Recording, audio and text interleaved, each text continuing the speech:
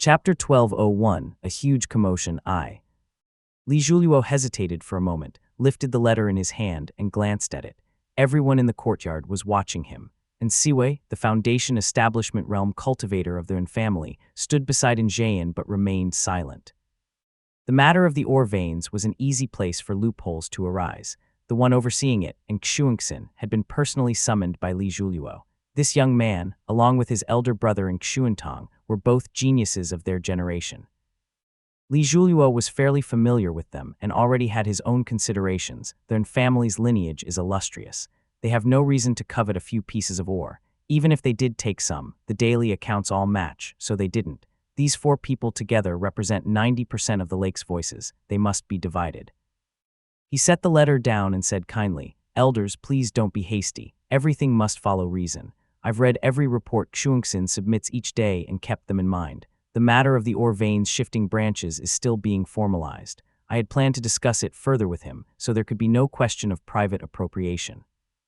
He exhaled and gave a subtle signal. Dili Guang immediately stepped forward to help Xuanxin up. Then family members who had been kneeling rose to their feet.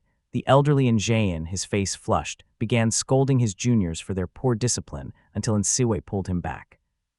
The middle-aged Foundation establishment realm cultivator turned coldly toward Nxuangxin and said, "But the Western Shore is in turmoil. Nxuangxin bears guilt for failing in supervision. I shall arrest him and take him to the Jade Court for questioning." They seized Nxuangxin from the floor. Then family members departed the hall without any further delay. Once the family had left, Li Chengjai, pale and weakened where he sat, lowered his head. Li Zhuming, who had spoken up for their family earlier, grew increasingly uneasy. Though not talented in many things, his years of indulgence had taught him to read expressions well, especially faces. When he saw the looks of the family elders, the notorious playboy felt something amiss. He snapped his folding fan shut and gripped it tightly. Though everyone showed him respect on the surface, none truly cared about him in private. As the family departed, the gray-haired Li Chengdan turned and asked quietly, "Have Zhufeng and Zhaoyang still not arrived?" The fathers of Zhufeng and Zhaoyang, both of the Zhuang generation, had long perished, leaving their uncle Li Chengdan as their closest kin. They had always obeyed him without question, yet they had yet to arrive even now. Without his two nephews to support him, and with the other family elders being mere mortals, Li Chengdan felt a flicker of unease. Having settled matters with Nxuangxin, Li Julio turned his attention to the remaining two, Ren Ting, the maternal uncle of Li Minggong, and Li Chengpen, his family uncle. Both were difficult to handle. He decided to start with the easier one and called out, Li Hun. Li Hun's branch had split from the main lineage. His father, Li Anshuo, oversaw affairs on the northern shore and had gained some prestige by marrying into the Chen family, but none of that prestige held sway in this grand hall. Cowering in the back, Li Hun trembled when Li Julio called him by name. He shuffled 2 inches forward on his knees and answered, "This subordinate is here." After considering the three men's statements and finding no contradiction between their accounts, Li Julio spoke, "You oversee the spirit patties. This matter of taking 30% in bribes must have passed through your hands. I will now question the families along the western shore and the officials stationed on the peaks. If you confess who ordered you beforehand, you may yet live. If not, once I find out, you die first."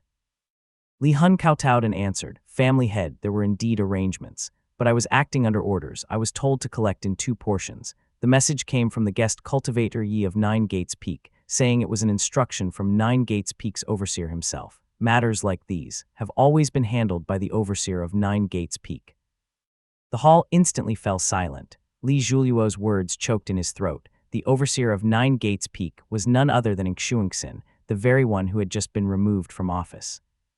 Li Julio asked, "Where is this guest cultivator Yi?" Chen Dong, standing nearby, replied, "I've investigated him. A few months ago, his report stated he had reached the peak of the embryonic breathing realm. After filing notice with his household, he left to seek a breakthrough opportunity."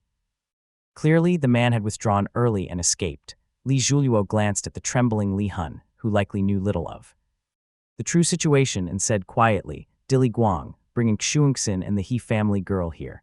Then summon the peak officials at the lakeside for questioning, and escort each family head waiting in the mountains to the hall." Chen Dongs replied quietly, "Family head, the He family girl took her own life." The words made Li Julio clench his teeth. Then the plump and fair-faced Li Zixuan suddenly knelt forward and sighed, "Family head, These petty underlings scheme and deceive. It's hard to discern truth from lies. Please, bring out Cheng Huai and have him use his spell art to question them. Then all will be made clear. The suggestion caught Li Zhuliuo off guard. He froze for a moment. Li Chengdan immediately followed, also kneeling as he implored, "That child's innocence cannot be tainted unjustly. Please, family head, summon our brother to question them personally." Li Chengjai sat silently. The last elder, Li Zi, stirred slightly. His hair was gray and his face kindly with age, but after closing his eyes, he ultimately remained still, choosing not to join them. Li Zhuliuo was silent for a breath, allowing his gaze to sweep the hall. Li Chengjai, who had wanted to protect Xingxin, had been forced to open his eyes at the mention of the Nine Gates Peak's overseer, but now he stayed silent. Among the four, this uncle was likely the one least willing to get involved. The remaining two, Li Zixuan and the cultivator Li Chengdan, were the most persistent. Li Zi, father of Li Chenghui, had earned great renown from his son's sacrifice and now clearly wished to preserve his spotless reputation, leaving him visibly torn. It's obvious a few of them are deliberately pushing for this, and they just have to drag my father into it. Unable to discern the elder's intentions, he gritted his teeth and said, "My father is injured. It's best he not be disturbed from seclusion over such trivial matters." Li Zixuan sighed, his round white face full of regret, and replied, "It's better if the family decides together. Please bring Cheng Huai out. This concerns the major sect's reputation. Just half a day's inquiry will suffice. Otherwise, Chengpen's entire future will be ruined." Li Zhuliuo's words were stifled in his throat. In the hall, Li Chengpen kept his head bowed, enduring in silence, while all the pressure shifted to Li Zhuliuo. Before he could respond, a loud voice suddenly rang out, "Have you not heard the family head's decision?" The shout startled everyone in the hall. Heads turned in unison, and to everyone's surprise, a young man in fluttering red robes stepped forward, his face burning with anger. Li Zhuming could no longer restrain himself. The direct grandson of the Purple Mansion realm line stormed forward, slammed his folding fan against the floor, and shouted angrily, "If we can't investigate now, then detain them all for a year or two and be done with it. One keeps pressing, while the other keeps sighing. What exactly do you all want?" Everyone was stunned. Whispers filled the hall as they glanced at one another in speechless astonishment. What madness has possessed this young master now? Li Zixuan was stunned by the shout. As Li Minggong's father, no one had ever dared show him such disrespect. His pale face flushed red with anger as he ground through his teeth. "You." Li Zhuming had been burning with fury throughout the entire exchange. His crimson robe flared as he stepped forward and cursed, "I call you elder out of courtesy, but if not for that good daughter you bore, what are you worth? I may be a wastrel, but at least I know when to stay in my place. What is it you want? What is it? While the Taoist master is away, you think you can bully us juniors, is that it? You, damn you." Filthy words were about to spill from his mouth when Li Chengjai, startled out of his sickly stupor, jolted upright and seized his son by the sleeve, shouting, "Beast, are you trying to rebel?" The hall instantly fell into chaos. Li Zhuming was indeed a rash libertine, yet his temperament had always been predictable. No one expected him to suddenly go mad. As the direct grandson of the Purple Mansion realm line, few dared confront him. Everyone backed away except his father, Li Chengjai, who leapt up, his waist no longer aching, his legs no longer weak, gripping his son and scolding him with renewed vigor. But the father was only a mortal and could not restrain him. Though Li Zhuming was frivolous, he had still reached the third stage of the qi cultivation realm. Among the four elders present, only Li Chengdan possessed cultivation, and even his was a stage lower. When the wastrel lost his temper, he charged forward like a bull. Terrified that one slap might kill him, Li Zixuan stumbled backward in a panic, nearly tripping over himself. Li Chengdan and two younger men quickly rushed forward to shield him. Chapter 1202, A Huge Commotion II. "You, infilial beast." Li Zhuming ignored his father's curses. Now he finally understood that the lines his family had drilled into him earlier were meant to make things difficult for Li Zhuliuo. Rage flared, molten and bitter, fueled by the surrounding shouts and outcries that thundered in his head. For the first time, his eyes blazed with true fury as he roared, "Shut the hell up." His shout was backed by mana and struck like thunder on level ground. Even cultivators felt the shock, while the mortals nearly had their eardrums burst. All eyes turned toward him. They saw a young man with sharp, upright features and thick brows. The usual nonchalance in his bearing was swept away by anger, replaced by a fierce brilliance of bright yang radiance that seemed to blaze from his body. His eyes were wide with fury as he stood in the center of the hall, hands clasped behind his back. As his voice faded, the hall erupted in a rustle of robes, and countless figures fell to their knees. After all, Li Xiuming was Li Ziming's direct grandson. Even dressed in gaudy red robes, even painted and powdered as he was, his features still bore a striking resemblance to his grandfather's. As he stood in the center of the hall with bright yang radiance beneath his feet and anger flashing in his eyes, he seemed almost identical, only leaner, and lacking that gleam of heavenly light between his brows. The resemblance was enough to terrify the crowd. Several Foundation establishment realm guest cultivators averted their eyes at once and dropped to their knees. Taoist master. Even his father Li Chengzhai was startled. His heart jolted violently, and it was as though he had touched burning coals. He released his grip at once, the curse dying on his lips. His legs went weak, nearly dropping him to the ground. The courtyard fell utterly silent. Then a faint red glow emerged beside Li Xiuming, coalescing into the form of a burly man clad in crimson armor. The man radiated ferocity. His hawk-shaped face and tiger whiskers gave him a fearsome air, and his eyes gleamed like twin blades, forcing everyone to lower their heads. He held two short clubs in his hands and lifted his chin slightly, standing at Li Xiuming's side with a face so dark that it seemed ready to bleed. He was the palace sun tiger, Ding Weizeng. At that moment, everyone in the mountain compound finally registered that Li Xiuming was a direct descendant of the Purple Mansion realm line. One after another, they fell silent as if struck by frost. No one dared exchange glances as the steps and the floor below filled with kneeling figures, most with their foreheads pressed to the ground. Your Highness. When he heard the trembling voices below, Li Xiuming seemed to awaken from a dream. He tossed aside his fan, took a step back, and waved his hands hurriedly as he said, "Thank you, Dharma Protector Ding." He stumbled back to his seat, dazed, and no one dared speak to him again.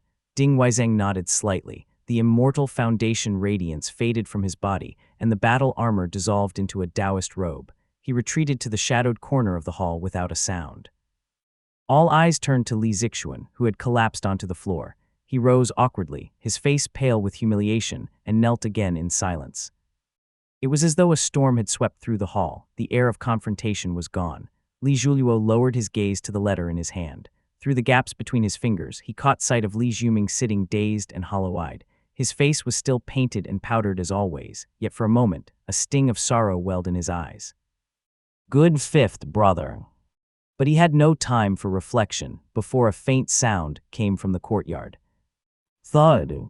It was Li Chengdan collapsing to his knees. One of the few surviving cultivators of the Chengming generation, his eyes were tinged red as he spoke in a low, solemn voice. Chengpen is the youngest among our brothers. I have guided him from the time he was brought from the lake's edge into its heart. The child has been diligent since youth and earned praise wherever he went. He has served on the western shore for years without a word of complaint, yet now he is slandered like this. If his name cannot be cleared, what fairness remains in our family? Family head, I beg you to summon our elder brother. If Chengpen is guilty of even the slightest stain, I will share his punishment. His words were heartfelt and sincere. Li Zhuluo tightened his grip on the letter and closed his eyes, wavering within. He knew full well that his father, Li Chenghuai, was not truly injured. There was nothing stopping him from leaving seclusion. At that moment, Li Xuangshuan, who had been sitting silently from the beginning, finally spoke. The old man's voice was hoarse as he said, Chenghuai is in seclusion. Do not disturb him. The old man's single declaration silenced the entire hall. The two family elders froze in hesitation. Li Zhuluo faintly heard a muffled sob amid the stillness. It seemed that Li Chengpen, who had kept his head bowed all this time, could no longer hold back his tears. His shoulders trembled faintly where he knelt in the hall. The sound of sobbing struck Li Zhuluo's heart like a drum, leaving him dazed and uncertain. The letter in his hand suddenly felt as heavy as 1,000 caddies. He spoke softly. The matter of the Western Shore will be jointly investigated by the Jade Court and Qingdu. Chen Dong and Li Wen are to proceed to the Western Shore. Both peaks will conduct interrogations together before reaching a final conclusion. This matter is still unclear, and the families along the Western Shore are in uproar. We cannot leave it unanswered. Ren Ting is to be stripped of his position and detained in Qingdu's underground cells. Li Chengpen, for failing his oversight duties, will be taken back to the main island for questioning. Since Li Xuangshuan had blocked any attempt to summon Li Chenghuai, both Li Chengdan and Li Chengpen could only keep silent after Li Xiuming's outburst. They watched as Li Zhuluo folded the letter in his hands and said calmly, Li Hun has confessed to taking bribes. Execute him. Li Hun jerked his head up, face twisted in terror, but he had no chance to speak. The cultivators at his side seized him and immediately dragged him out. As his limp body was pulled across the floor, Li Zhuliuo said, "I must trouble the elders to make the journey. Within 10 days, this matter will be resolved, and you will be informed of the verdict." He felt stifled remaining in the hall. Rising quickly from the main seat, he bowed toward Li Xuanxuan and left without looking back. No one else moved at first. All eyes turned toward Li Zhuming. Only when he escorted Li Chengzhai out did most of the assembly finally disperse. Li Chengden's expression was grave as he followed the escort taking Li Chengpen back to the main island. Outside the hall, he encountered Li Zhaoyang and his brother, who had just arrived. He said nothing, face cold and unreadable. The two brothers looked embarrassed and murmured in soft voices, "Uncle, just now, younger sister Xinghin called us over." But Li Chengden was no fool. He knew perfectly well what that meant. Forcing down his anger, he strode off, leaving behind Li Zixuan, whose face was dark with humiliation. Just as Li Zixuan was about to leave, a middle-aged man stepped into his path. It was Li Shuya, Li Qiuan's elder brother. Ever since losing his ship on the lake, he had served by Li Xuanxuan's side. A misfortune turned to fortune. He bowed slightly and said softly, "Elder, the old elder requests your presence." Feeling somewhat ill at ease, Li Zixuan followed Li Shuya into the side peak. The small courtyard within was clean and orderly. Li Xuanxuan was calmly brewing tea at a square table, his expression serene. Seeing this, Li Zixuan relaxed a little. He approached, dropped to his knees, and said respectfully, "Grandfather." The cup before Li Xuanxuan gently steamed with heat. Setting it aside, he slowly raised his wrinkled hand, rolled up one sleeve, and struck Li Zixuan across the face. Zlap! The blow was not heavy, but the sound echoed sharply. The fair middle-aged man broke into a cold sweat and collapsed beside Li Xuanxuan's feet with a thud, not daring to utter a word. Chapter 1203, Grace Covenant I. Li Xuanxuan withdrew his hand. The fair-faced man on the ground could only remain kneeling, unable to rise. Only then did the old man's anger show. The tea on the table went untouched, sitting there cold as his hoarse voice rasped out, "How deeply was Chengden involved in this matter?" Li Zixuan stayed kneeling properly, his pale face pressed to the floor as he said in a low voice, "Grandfather, what do you mean by that?" Li Xuanxuan cast him a heavy glance and said quietly, "I know, Cheng Huai's mystical ability drew in quite a number of people. None of you have been content to live quietly, instead stirring fear among the outer families and minor sects. So I advised him to withdraw, and now that he's gone into seclusion, you still insist on calling him out. What have you prepared, some shamanic spell or trickery to test upon him? Or have you thought of a new scheme to get around it? To even force Zhuliuo's reputation into ruin, is this how you conduct yourself as an elder?" Li Zixuan whispered, "It was only for Chengpan's reputation."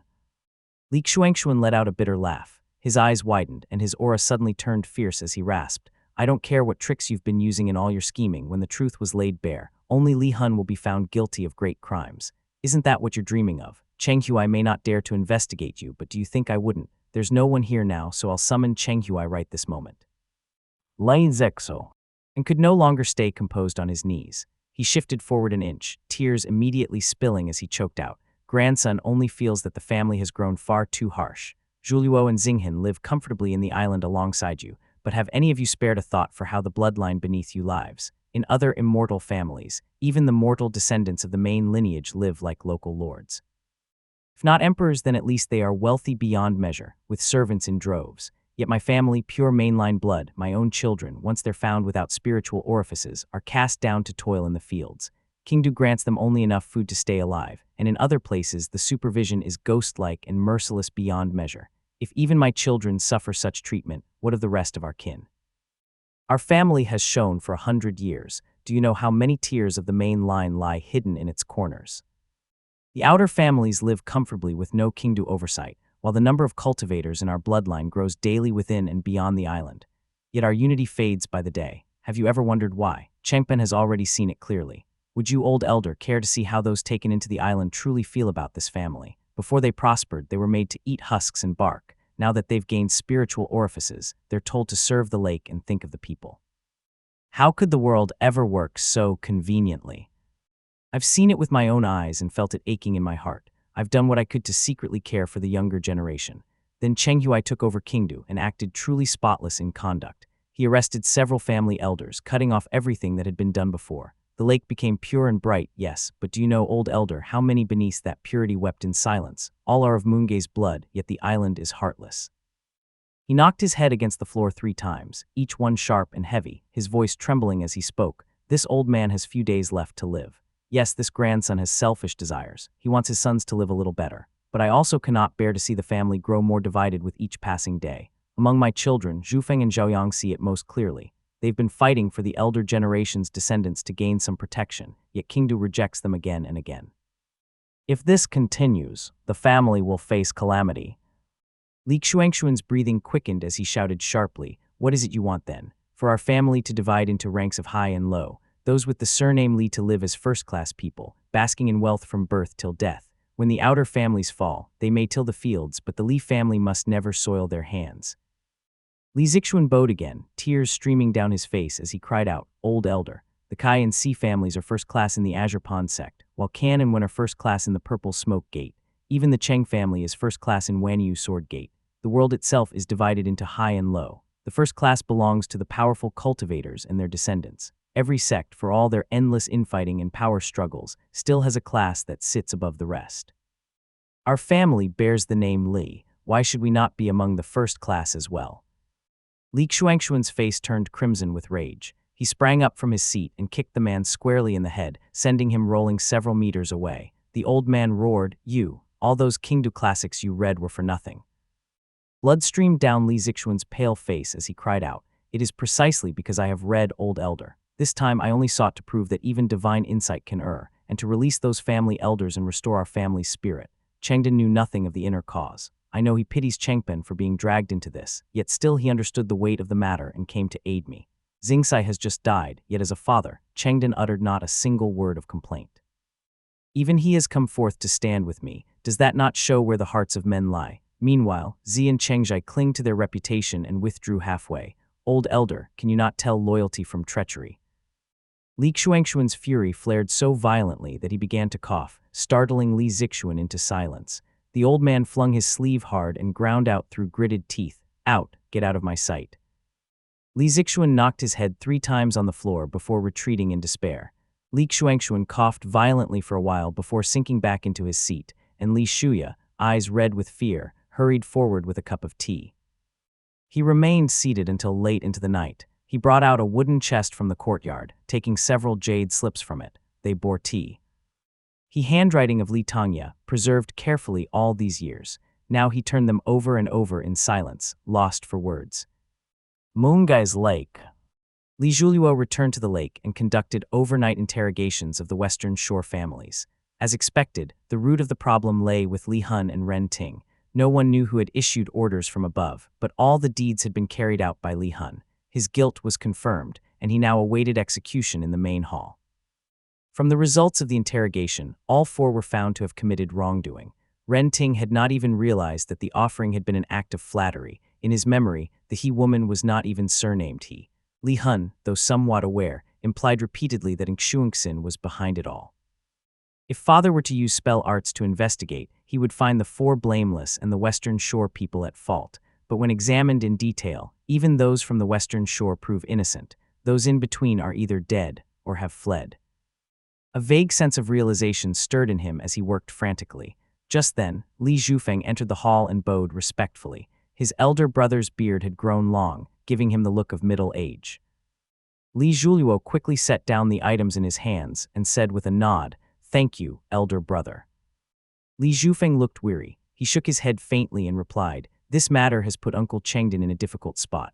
I couldn't stay idle any longer, nor do I wish to bear the name of an unfilial son. There's a reason I've come to the family head. Our uncle's daughter, Sister Xingxai, has fallen and left behind a child." Li Zhuluo gripped his pen tightly, nearly guessing what his brother would say next. Fortunately, footsteps sounded suddenly as the Jade Court guards rushed in and saluted. "Family head, urgent news from the wilderness. Lord Qi has arrived on the island with members of the Kong family." Li Zhufeng, ever the most disciplined of them, withdrew immediately. Such matters of protection were never to be rushed. Though this granted Li Zhuluo a moment's respite, his anxiety over the Eastern Front only deepened, and he promptly ordered them to bring the messenger in. Chapter 1204, Grace Covenant II. Qi Juyan strode swiftly in, dressed in a Taoist robe. Now one of the Li family's two greatest cultivators alongside Ding Weizeng, he was held in high esteem. Li Zhuliuo stepped forward quickly as Qi Juyan bowed and spoke concisely. Family head, the reason for the capital Immortal Dao's withdrawal has been discovered. The overseas Dao lineage, profound covenant great Dao of Lady Azure, emerged from the river, swept into Shanji, and drove out the Baya capital Immortal Dao, seizing the profound peak Gate Mountain. Taoist Master Zhugong of the profound covenant great Dao of Lady Azure has founded a gate in the mountains, claiming to inherit the Tongxuan Dao lineage. She established a branch called Profound Grace Divine Covenant Dao of Lady Azure, abbreviated to Grace Covenant Gate. Declaring its purpose to aid the weak and unite all who belong to the Tongxuan Dao lineage, she has merged with Profound Peak Gate, renamed Profound Peak Mountain to Grace Covenant Mountain, and proclaimed sovereignty. Li Zhuliuo was deeply shaken as Qi Juyan went on. In 3 months, Taoist Master Zhugong will host a grand banquet for cultivators at Grace Covenant Mountain. It is said that even today, cultivators of the Purple Smoke Gate have already ascended the mountain. Taoist Master Tinglin of the Purple Smoke Blessed Land herself has gone in person. Unlike Li Zhuliuo's shock, Qi Juyan had somewhat expected it.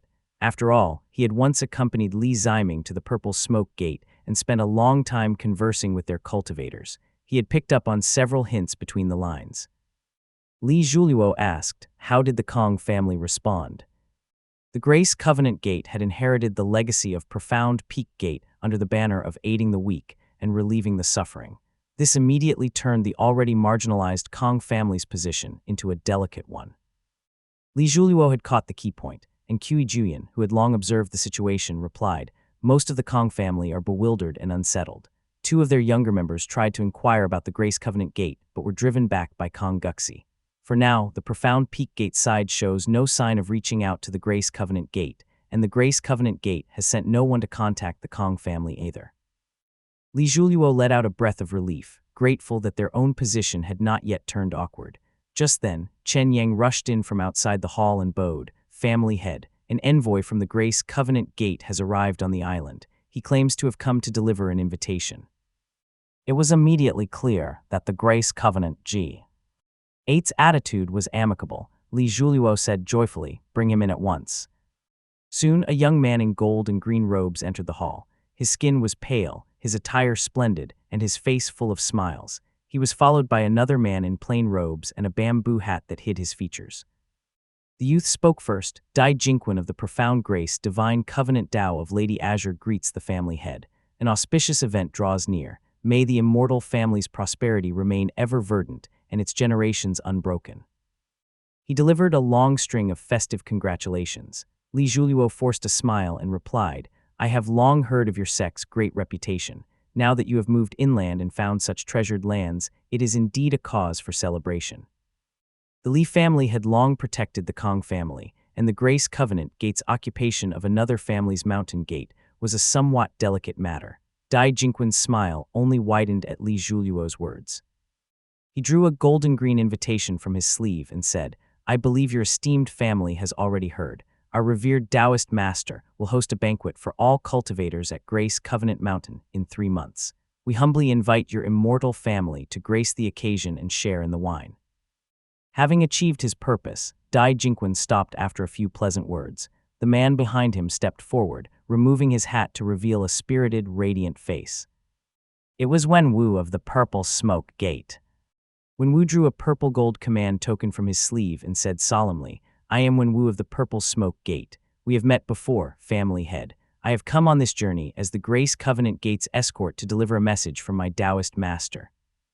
Qi Juyan immediately employed a perception technique. Wen Wu raised the command token, and a wisp of purple smoke streamed forth, coalescing into a spiritual manifestation. Gasps filled the hall, and Li Zhuliuo rose from his seat to bow deeply. The purple smoke condensed before them into the figure of Taoist Master Tinglin. Standing in the center of the hall, she swept her gaze around, recognized Qi Juyan, and raised her brows slightly. Juyan, your clan's Taoist Master Zheajing has already made arrangements and discussed it with me at Purple Smoke Gate. The Dao lineage of Profound Peak Gate now belongs to the Grace Covenant Gate. Out of regard for Moongei's honor, Zhugong will refrain from intervening. Your house should make its preparations early, so both sides may save face. Hui Juyan bowed respectfully in acknowledgement, and the Taoist master's image faded away. Dai Jingquan and Wen Wu, still kneeling, performed their farewell salutations before all present finally rose. Wen Wu silently set his hat on his head, and the two departed together. Li Zhuluo ordered Chen Yang to personally see them out, then exhaled softly and instructed, "Summon the people from Profound Peak Gate."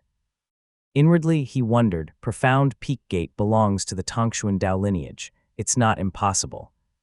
There was already one branch of the Tongxuan Dao lineage to the north of the river, which was the Xuanmiao Temple, entrusted by Changxi. Sumian had always claimed to be a descendant of Tongxuan Su Xiang. Li Zhuluo pondered silently. Xuanmiao Temple begins with the character Xuan, and so does Profound Peak Gate. The Grace Covenant Gate's full name, Profound Grace Divine Covenant Dao of Lady Azure, also starts with Xuan. To call it simply Profound Grace Dao would not be wrong. In truth, they all begin with that same character. Kong Guxi hurried up the steps while he was still deep in thought. The gate master's face was tense and streaked with tears. Entering the hall, he bowed respectfully and said in a trembling voice, "Family head, our mountain gate has been taken by the Grace Covenant Gate." That single word "taken" made his stance clear. Li Zhuluo, whose doubts had already been stirring, showed a look of both sorrow and indignation as he spoke. "Master Kong, I heard that the Grace Covenant Gate claims your gate belongs to the Tongxuan Dao lineage. Why have you never mentioned this before?" Even Kong Guxi's face betrayed a flash of bitterness and sorrow. The gate master bowed deeply and replied, "Family head, the Tongxuan Dao lineage is of great renown and has distant ties to our ancestral art, the Fool's Mountain Chase. When our Taoist master established the gate, he claimed an affiliation under the Tongxuan lineage and named it the Profound Light Peak Moving Great Dao. But since our inheritance was incomplete and we could not even identify our true progenitor, others never recognized our claim. In time, the name fell into disuse. When the Taoist master was alive, he spent his days and nights traveling, hoping the world would acknowledge the name. In the end, nothing came of it. But now that they seek to annex us, they suddenly choose to recognize it." Li Zhuluo nodded gravely and stepped forward to help Kong Guxi to his feet with solemn respect. He said, "Gate Master Kong, after careful discussion, we believe that although the capital Immortal Dao has retreated, they may yet move southward. Our own Taoist master is absent, and the wilderness brims with danger. I fear we may not be able to protect your gate when the time comes. Now that the Grace Covenant Gate has expelled the capital Immortal Dao, and Taoist Master Zhugong shelters the Profound Peak Gate, I've heard she is searching throughout Shanji Prefecture for its surviving disciples. It may be wise for you, Gate Master Kong, to lead your people there. Avoid the capital Immortal Dao's revenge and preserve your lineage." Kong Guxi felt a chill seep into his heart as he listened. From the very moment the Grace Covenant Gate proclaimed itself the savior of Profound Peak Gate, all his hopes of re-establishing his gate had vanished. The Grace Covenant Gate had already aided and unified the Profound Peak Dao lineage, so what would it mean for another Profound Peak Gate to appear in the west now? The Gate Master had hesitated to separate from the Li family in the past few days, not out of resignation, but because the timing had not yet ripened.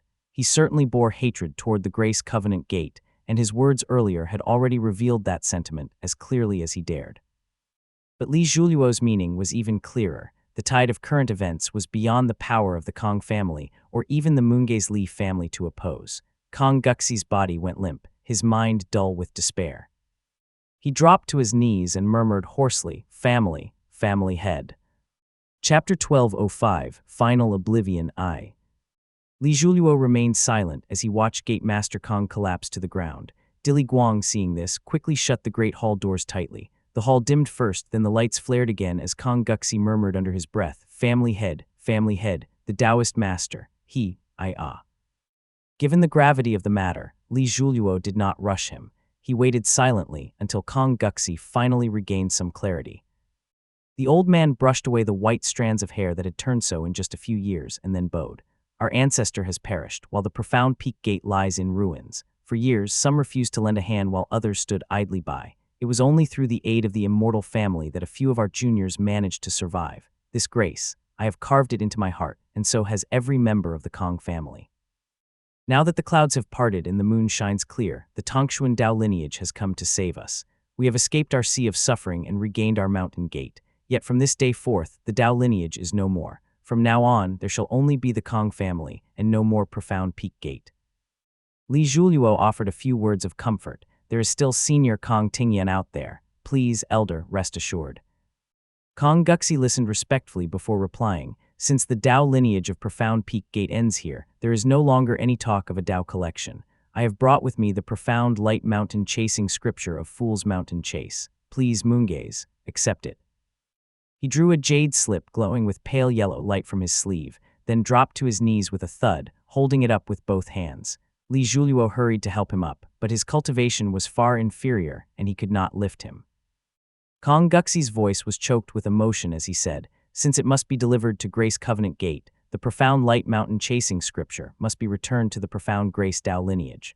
My descendants may lack fortune or longevity, and might never again continue cultivating the Profound Light Peak Moving Great Dao. Please, Moongaze, keep a copy for us as well. He suddenly raised his head, eyes wide open. His already gaunt cheeks seemed even more hollow under that light. He stared into Li Zhuliuo's eyes and clutched his sleeve tightly as he muttered hoarsely, "Keep it within your esteemed family. Yes, within your family. It is a good technique of ancient origin. After 50 years, 100 years, it may be looked upon again, can it not?"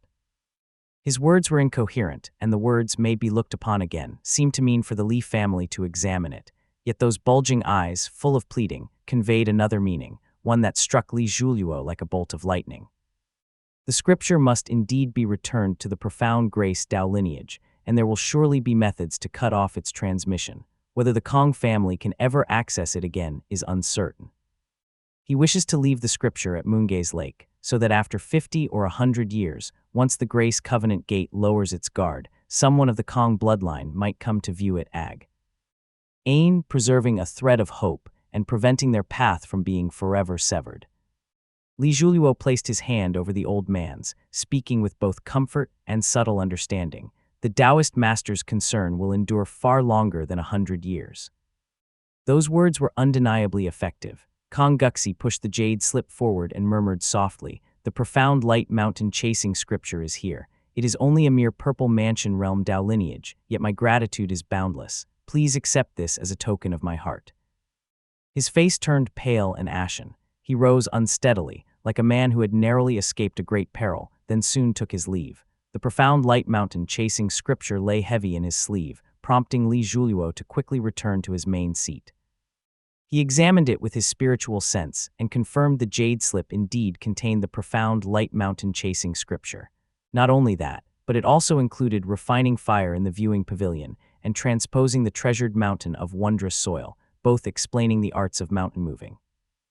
Li Zhuliuo quietly placed the jade slip upon the desk. The image of Kong Guxi's eyes still lingered vividly in his mind. Compared to the Profound Peak Gate's master, who had just stumbled through calamity, his own trouble seemed far lighter. He ordered Ask Dharma Protector Kui to personally make a trip to escort the Profound Peak Gate disciples safely back to their mountain gate. Handle all courtesies properly, so others do not misunderstand our intent. Dili Guang departed immediately. A few moments later, a white-robed woman with a sword on her back entered and waited below the steps. Li Zhuliuo dismissed the jade court guards before speaking softly, "Xinghen." Li Xinghen had not managed to attend the hearing at Qingdu Hall, yet as the eldest sister of the current first lineage, she was well informed. Her expression was grim as she stepped forward and bowed. "Those elders always like to use public duty for private gain. It must have put you in a difficult position, brother." Li Zhuliuo smiled dryly and replied, "I'm thinking about Xingcai's matter. Zhu Feng and the others still think it's not enough. They don't just want compensation, they want patronage." He explained at length how to give these people proper aid without breeding further trouble, a delicate balance requiring careful calculation. Li Xinghen sighed inwardly as she listened. In truth, given Li Zhuliuo's family and background, he lacked neither resources nor Dharma artifacts. It was only because there was no one else fit for the role that he had been forced to take up the family head seat. Li Xinghen also understood well that Li Zhuliuo, who represented the third lineage, was the only descendant of his branch. His maternal kin were frail, and once Li Chenghui entered seclusion, it could be said that the entire third lineage consisted of him alone. Without the elder and core support that the first and second lineages naturally possessed, he was already at a disadvantage. She could only listen in silence as Li Zhuliuo struggled as he did. When he finally finished his long explanation, he paused and asked, "How is fifth brother now?" At the mention of Li Zhuming, Li Xinghen's lips curved slightly as she replied, "I just came from him. remember the White Falcon medal I gave him. He came back from Qingdu without even changing his clothes and rushed straight home to make hairpins, no doubt to please some songstress again. The two clearly viewed Li Zhuming differently now. Words that once carried tones of helpless reproach now held a faint trace of amusement. Li Zhuluo shook his head. Elder Chen is as meticulous as ever, so he'll surely record it again. But I've realized Zhuming takes it lightly. When others have their names recorded in Qingdu, they act as though mourning a death. Yet even after being marked and punished, he repeats the same mistakes as if nothing happened. Both of them couldn't help but laugh. Li Xinghin replied, I'll be departing soon to enter the mountains for sword training. But before I leave, I'll pay Uncle Chengdan a visit and try to talk some sense into him. Li Zhuluo nodded repeatedly. Chengdan was Li Xinghin's own uncle, and her words carried great weight with him. He said quickly, Thank you, sister. Li Xinghin held her sword in her arms and left briskly. Li Zhuluo then returned to his work within the hall. Barely 15 minutes later, Chen Yang entered abruptly, bowed, and announced respectfully, Family head, wonderful news. Wang Quan has successfully broken through. He has cultivated the floating cloud body. Li Zhuluo's eyes brightened. He strode swiftly out of the main hall, raised his head, and indeed saw clouds in the northern sky obscuring the sun. He asked at once, Excellent, the Taoist master did not waste that essence-gathering pill on him. He hasn't. Let us down, where is he now? Chen Yang replied, Judging by the heavenly signs just now, he's already broken through. I'm almost certain that he's on his way here to pay his respects. His seclusion site isn't far, and the floating clouds have been lingering above for some time, so he should be arriving any moment. Good. Wang Quan was unlike the others. He represented the Jiangbei family, whose entire lineage had once aided the Li family in defending Jiangbei. He had also been personally promoted by Li Ziming, which made his position especially significant. Moreover, Wang Quan's sword cultivation was formidable and widely reputed. The floating cloud body was no ordinary Dao lineage. It was an immortal foundation that represented a body-divine ability, which was perfectly aligned with artifact craft. His future could only be described as boundless. Chapter 1206, Final Oblivion II. Li Zhuluo quickly returned to his main seat, drew out a jade slip, examined it carefully, and said, I heard he's also a sword cultivator. It's only proper to reward him with a Dharma sword. Dharma Protector Chen, what sort of artifact does he currently use? Chen Yang replied, I've heard that it's merely a lower-grade Qi cultivation realm sword. It is quite ordinary. Li Zhuluo nodded immediately and said, a Foundation Establishment realm artifact should not be granted lightly. A top-grade Qi cultivation realm Dharma sword holds both proper value and meaning. I recall there's one in the treasury, a trophy from the Northern War. Bring it here at once. Knowing Wang Quan would come to pay respects immediately, Dili Guang understood the urgency and went to fetch it at once. Chen Yang confirmed, Family head, I'll go beyond the island to receive him. Li Zhuluo watched him leave, feeling a quiet sigh well up within. After a short wait, a man came forward to pay respects. His appearance was plain, yet his steps were steady and firm, his eyes unwavering, and clouds swirled faintly beneath his feet as he bowed and said, Wang Quan of Jiangbei greets the family head.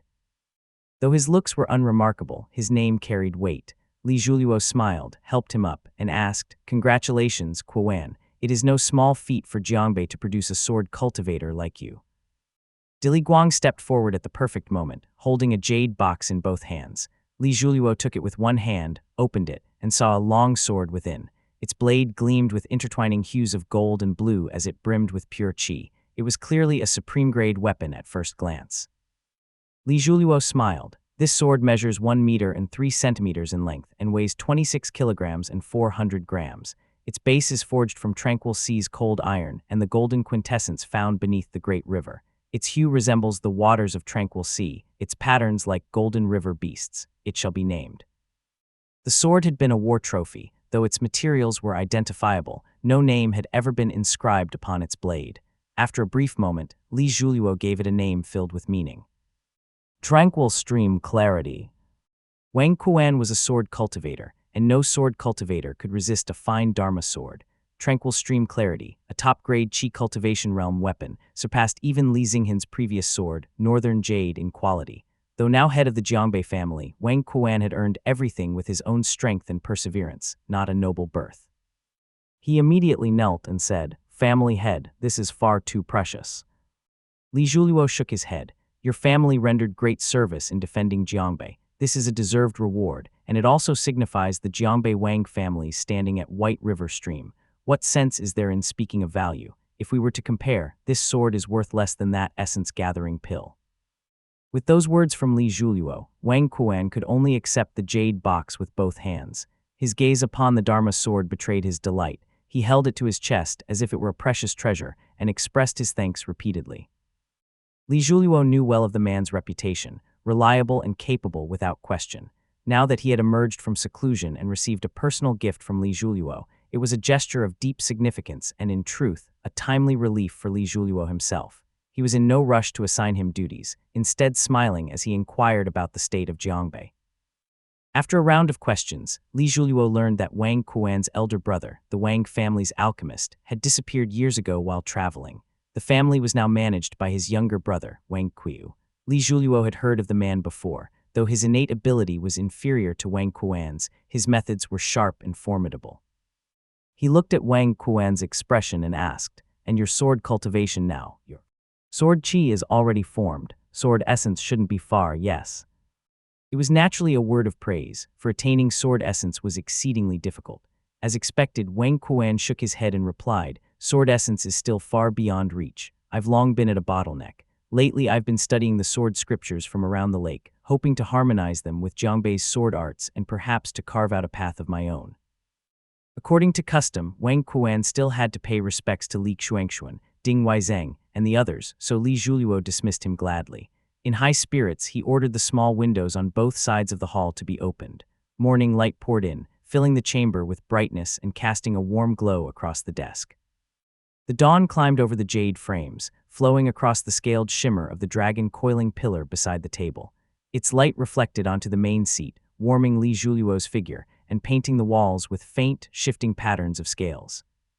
Kong Guxi left the hall in a daze and returned to the island. His elder brother, Kong Gyuli, waited below, distracted and uneasy. The moment he saw Kong Guxi's hollow and lifeless expression, the old man seemed to understand everything. He covered his face and fell silent. Kong Guxi said nothing at all. After taking a few steps, he saw Fu Yuezi approach and bow respectfully. "Gate Master." 100 emotions welled within Kong Guxi's heart from those words. Just as he was about to speak, he noticed the northern sky erupt with floating white clouds, hazily rising straight into the heavens and blotting out the sun. Another has reached the Foundation establishment realm.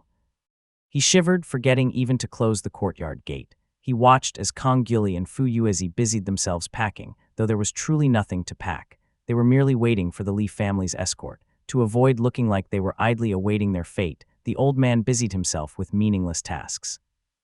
15 minutes later, hurried footsteps and the clatter of hooves echoed from the street corner, followed by the sharp crackle of firecrackers. Several voices shouted down the alley, "Great joy, great joy! Lord Wang Quan of the Jiangbei Wang family has attained his immortal foundation. Rejoice, rejoice, come share the blessing, receive your rewards and gifts. Come, come." The two disciples guarding the profound peak gate entrance also received their immortal foundation rewards with every shout of blessing and every cry of congratulations. They joined in the laughter and cheers. For them, joining the Grace Covenant Gate and ending years of wandering and dependence was a blessing in itself. They thought of little else, and soon the courtyard rang with unrestrained laughter and joy. The laughter went on for quite some time before a clear voice finally broke through. "That's enough, disperse now. Our honored guests are resting inside. Such noise is unseemly." It was Qi Juyan's voice. His tone, as always, was gentle and courteous. Knowing full well that Kong Guxi within must be in great distress, he spoke out of pity to disperse the crowd. At last, the people reluctantly withdrew. The joyous sounds faded gradually, scattering into the distance. Qi Juyan's brows lifted slightly, catching the faint sound of muffled weeping from within the courtyard. The choked, sorrowful voice was just audible. "Gate Master, Gate Master.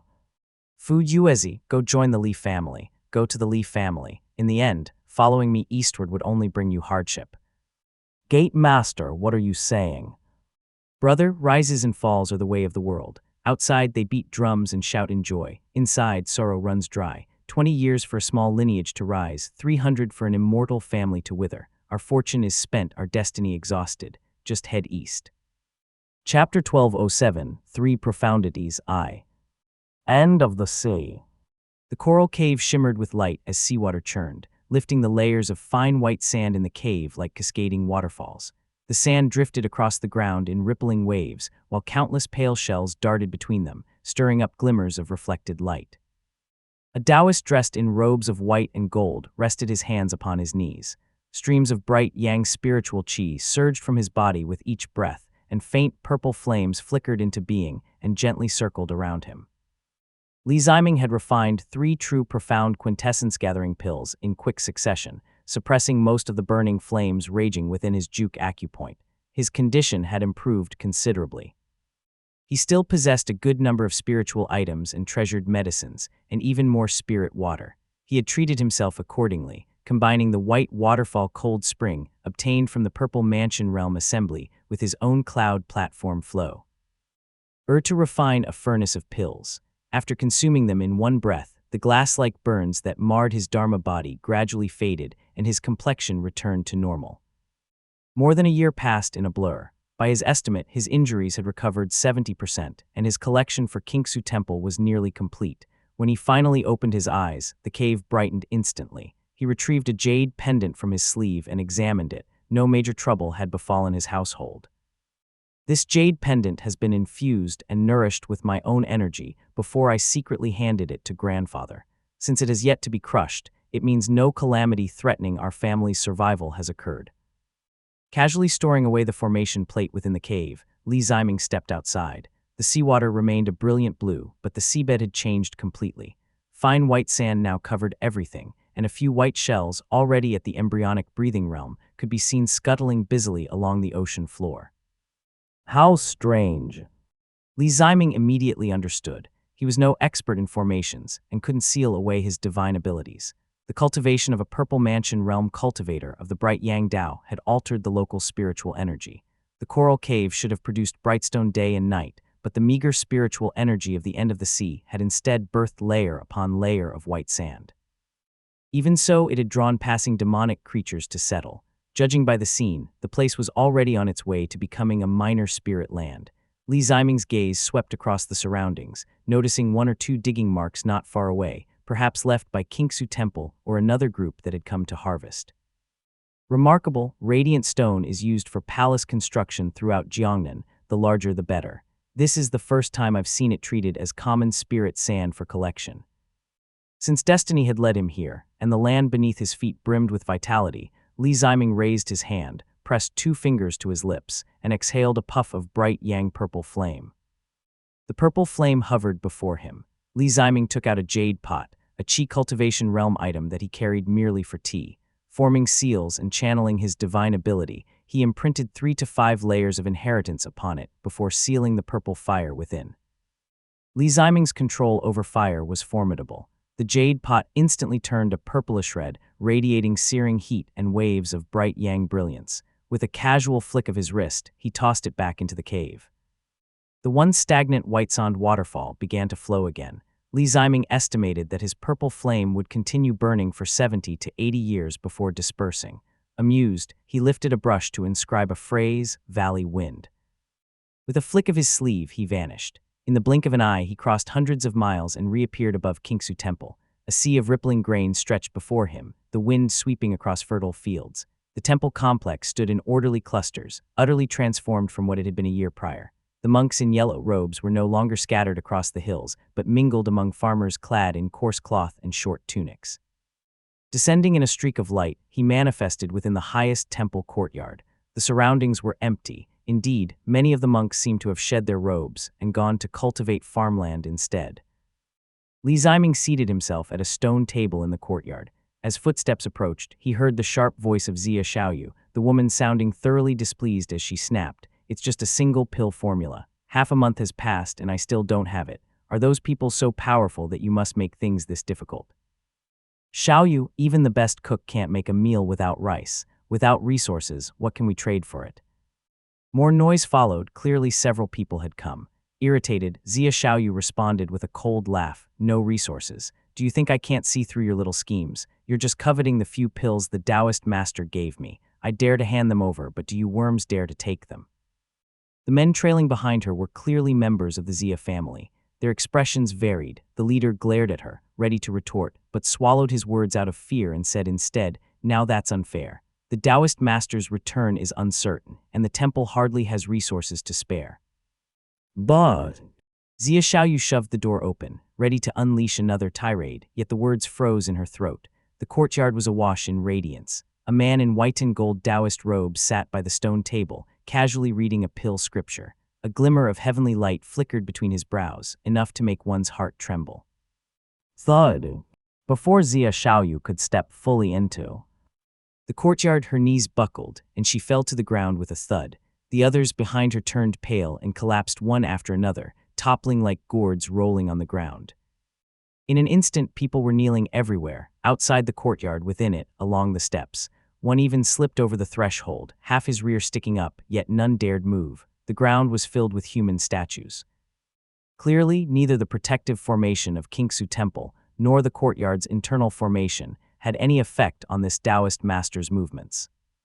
Xia Xiaoyu was terrified out of her wits, trembling as she stammered, "Taoist master, this lowly one failed to welcome your arrival from afar. Please forgive the offense."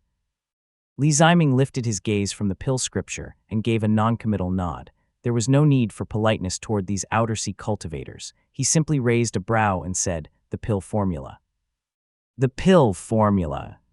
Xia Xiaoyu kowtowed, immediately pulling a jade box from her storage pouch. She turned to the trembling men behind her, now all meek and panic-stricken, who hastily produced the pill formulas from their sleeves and handed them to her. She shot them a fierce glare before turning around to respectfully present the items with both hands. A thick stack of beast skin scrolls rested atop the jade box. Sliding it forward an inch, she said reverently, "This past year, I sent all the temple cultivators out to search far and wide. Every known, visible, and rumored source across the end of the sea has been investigated. All findings are gathered here." Li Ziming picked up the scrolls one by one and read them in silence. No one on the ground dared to move. Before long, the old master of the temple arrived, saw the scene, and wordlessly dropped to his knees as well. As expected, most of the scrolls he scanned were nonsensical fabrications. Only 3 pill formulas seemed credible, each involving ancient spiritual materials. First, the Azure Manifestation's Treasure Manifestation Divine Peak Pill, using the Supreme Concealed Origin as its main ingredient. Second, the Supreme Yin's Unified Qi Heart-Lifting Pill, made with the Pure Yin Maternal Medicine as its base. The last, the Capital Guard's Purpluator Immortal Marsh Pellet, refined from the Crimson-Headed Profound Soul and the Immortal Pure Unified Essence. It had to be said, ancient cultivators were truly overflowing with wealth. None of these spirit items were below the Purple Mansion realm grade. The Supreme Concealed Origin itself was a supreme treasure of the Azure Manifestation. Who in their right mind would use something like that for pill refinement? As for Pure Yin Maternal Medicine, he had never even heard of it. The Immortal Pure Unified Essence was known to be a Pure Essence Purple Mansion realm spirit item, and the Crimson-Headed Profound Soul was almost certainly a precious spirit item belonging to the Capital Guard as well. Chapter 1208, 3 Profundities II. The only one that gave Li Ziming any hope was the Unified Qi Heart-Lifting Pill. If he substituted Supreme Yin Moonlight for the main ingredient, it might just work with some careful adjustments. As he was reading the formulas, someone hurried up from below. The man didn't dare approach directly, instead passing a jade slip through the kneeling cultivators until it reached Xia Xiaoyu's hands. Xia Xiaoyu glanced down and immediately recognized it as the pill formula they had just been arguing over. Clearly, it had already been bought earlier. The men behind her had simply tried to force a trade with one of her own pills so that they could pocket the gain. Fury simmered in her heart, but outwardly she could only offer it with respect. Li Ziming's eyes brightened. With a mere thought, the jade slip flew straight into his hand. At last, among all these ancient pill formulas, there was finally one preserved in a proper jade slip. He glanced over it. The inscriptions were not newly carved. It appeared to be an original relic. It recorded a pill method titled Heaven's Will Single Intent Method, belonging to the Mifen sect's Tao lineage. Although the name Mifen sect sounded similar to Mount Zaioshi's Mifen Temple, this Tao lineage was no newcomer. It had long been known in Jiangnan, and ruins of the Mifen sect still stood by the Eastern Sea. The Azure Pond sect's renowned water wall pearl technique, as well as the attainments of Lian Cheng and the Kai family ancestor Kai Wei, had all drawn inspiration from it. But upon studying the jade slip in his hand, suspicion immediately arose in his mind. He raised an eyebrow and asked, Since this was purchased from someone else, shouldn't it have been copied? How did you end up bringing back the original? A man standing behind Xia Xiaoyu nervously stepped forward, his voice trembling as he said, Lord, that man had stolen it himself. His alchemical knowledge was shallow and the secrets within this jade slip were too profound. For us minor cultivators, even glancing at it made our heads spin. We couldn't possibly copy it. Li Ziming's eyes narrowed as he asked, Oh, and he was willing to sell it. The man trembled so hard that his calves cramped from tension, and he stammered, Taoist master. He followed the method and tried refining it himself, but the alchemical art has already lost its efficacy. That's why he sold it. Li Ziming slowly straightened as he solemnly extended his spiritual sense into the jade slip. As expected, he was met with an ocean of words vast as the sea. At the dawn of heaven and earth, yin and yang first came into being. When the human sovereign established his dominion, the 5 virtues arose, giving rise to the 3 profundities.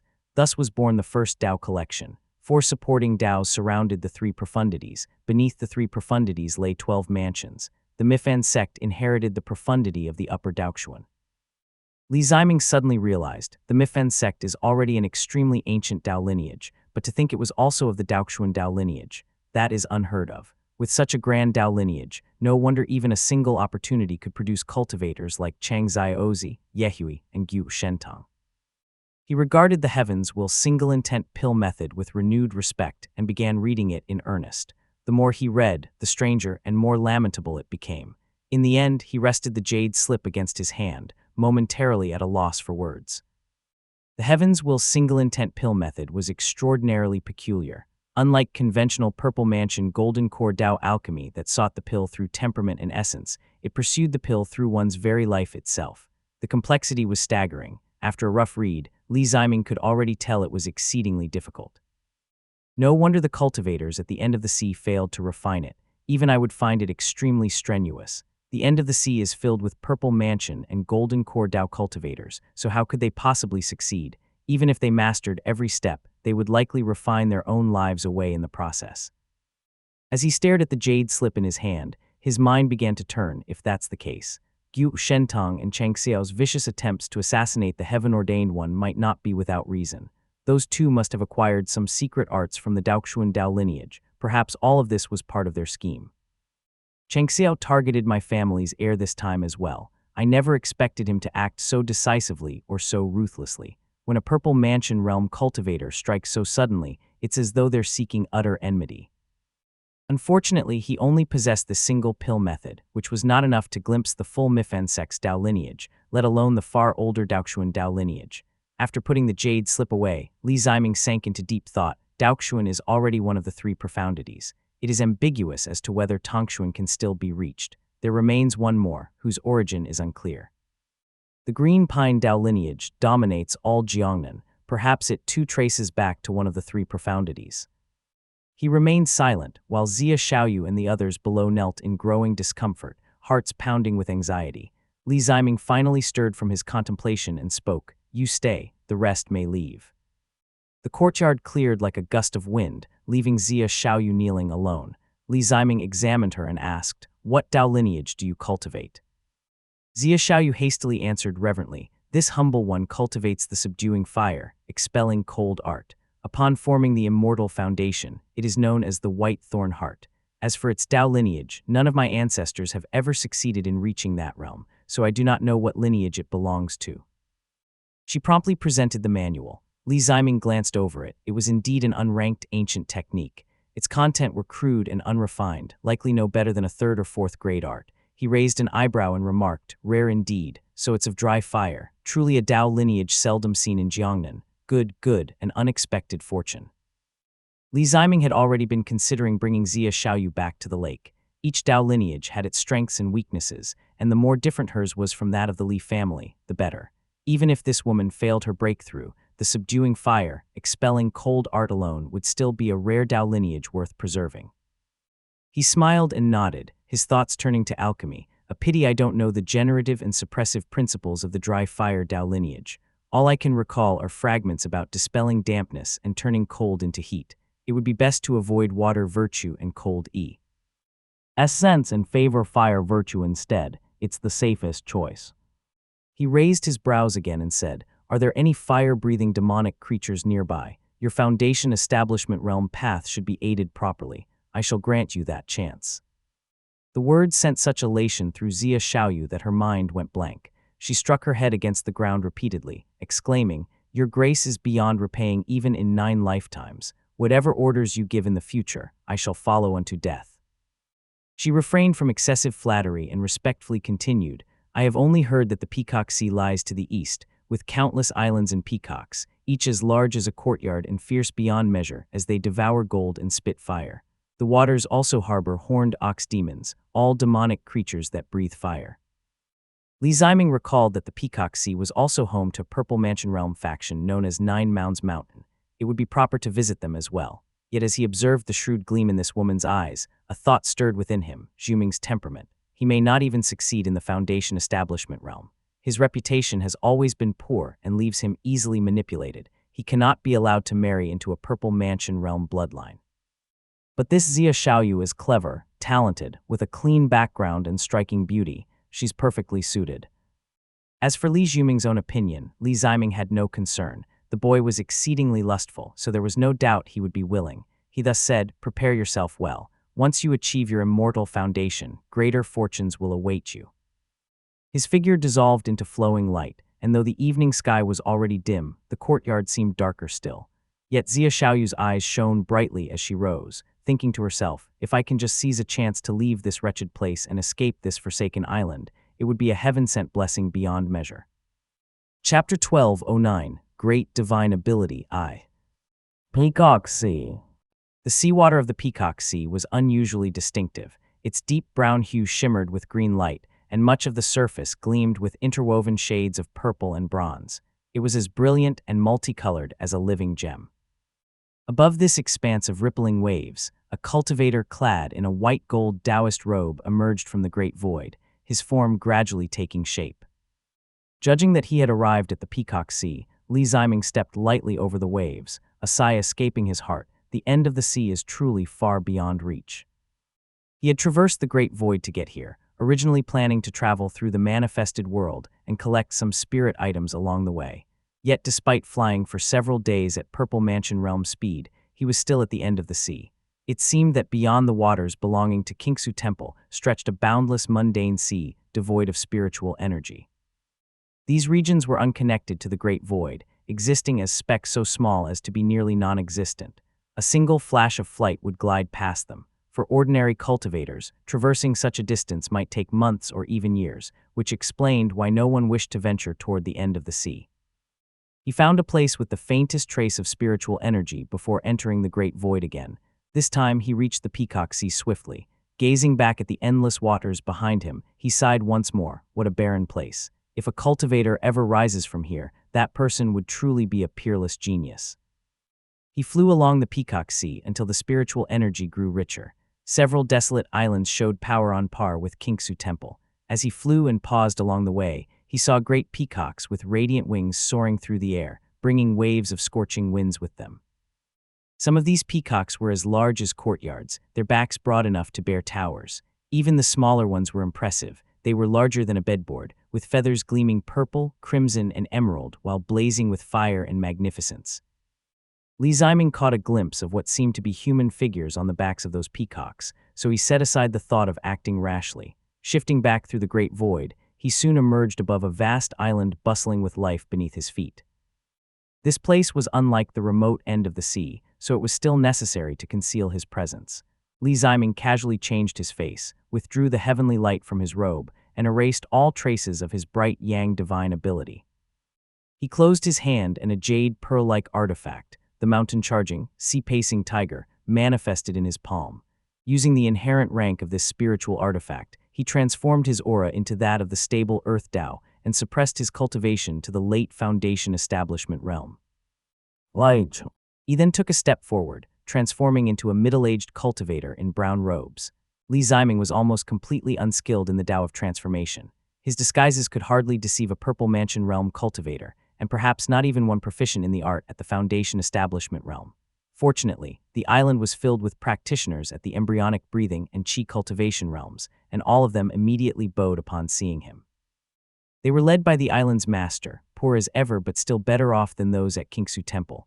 At least he carried a Chi cultivation realm Dharma sword at his side. Bowing deeply, he said respectfully, "I do not know where the honored one comes from. This humble place is crude and unworthy of your presence." Though this island's customs were not as ancient as those of the end of the sea, they still preserved the old address of Taoist courtesy. Li Ziming asked, "What place is this, and who holds dominion over these seas?" The island master bowed once more in reply. "Taoist, this place is called Gyeokshuan Island. It lies within the territory of the Supreme Tao Nine Mounds Great Tao of the Peacock Sea. About 1,000 kilometers to the east stands the Nine Mounds Immortal Mountain, where the Taoists reside." It was indeed easiest to gather information after reaching the Peacock Sea. This statement was far clearer than the vague rumors Zia Xiaoyu had given him.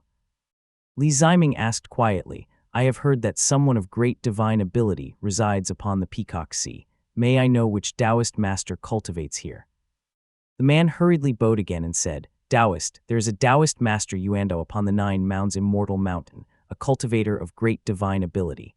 The Peacock Sea venerates only him. He is benevolent and generous. Cultivators from the surrounding seas often come to study under him, and even distant Taoist masters from Jiangnan visit from time to time." Taoist Master Yuando. Li Ziming had never heard that name before. Frowning slightly, he asked, "Do you know what Tao lineage the Supreme Tao Nine Mounds Great Tao belongs to? What surname do its direct descendants bear?"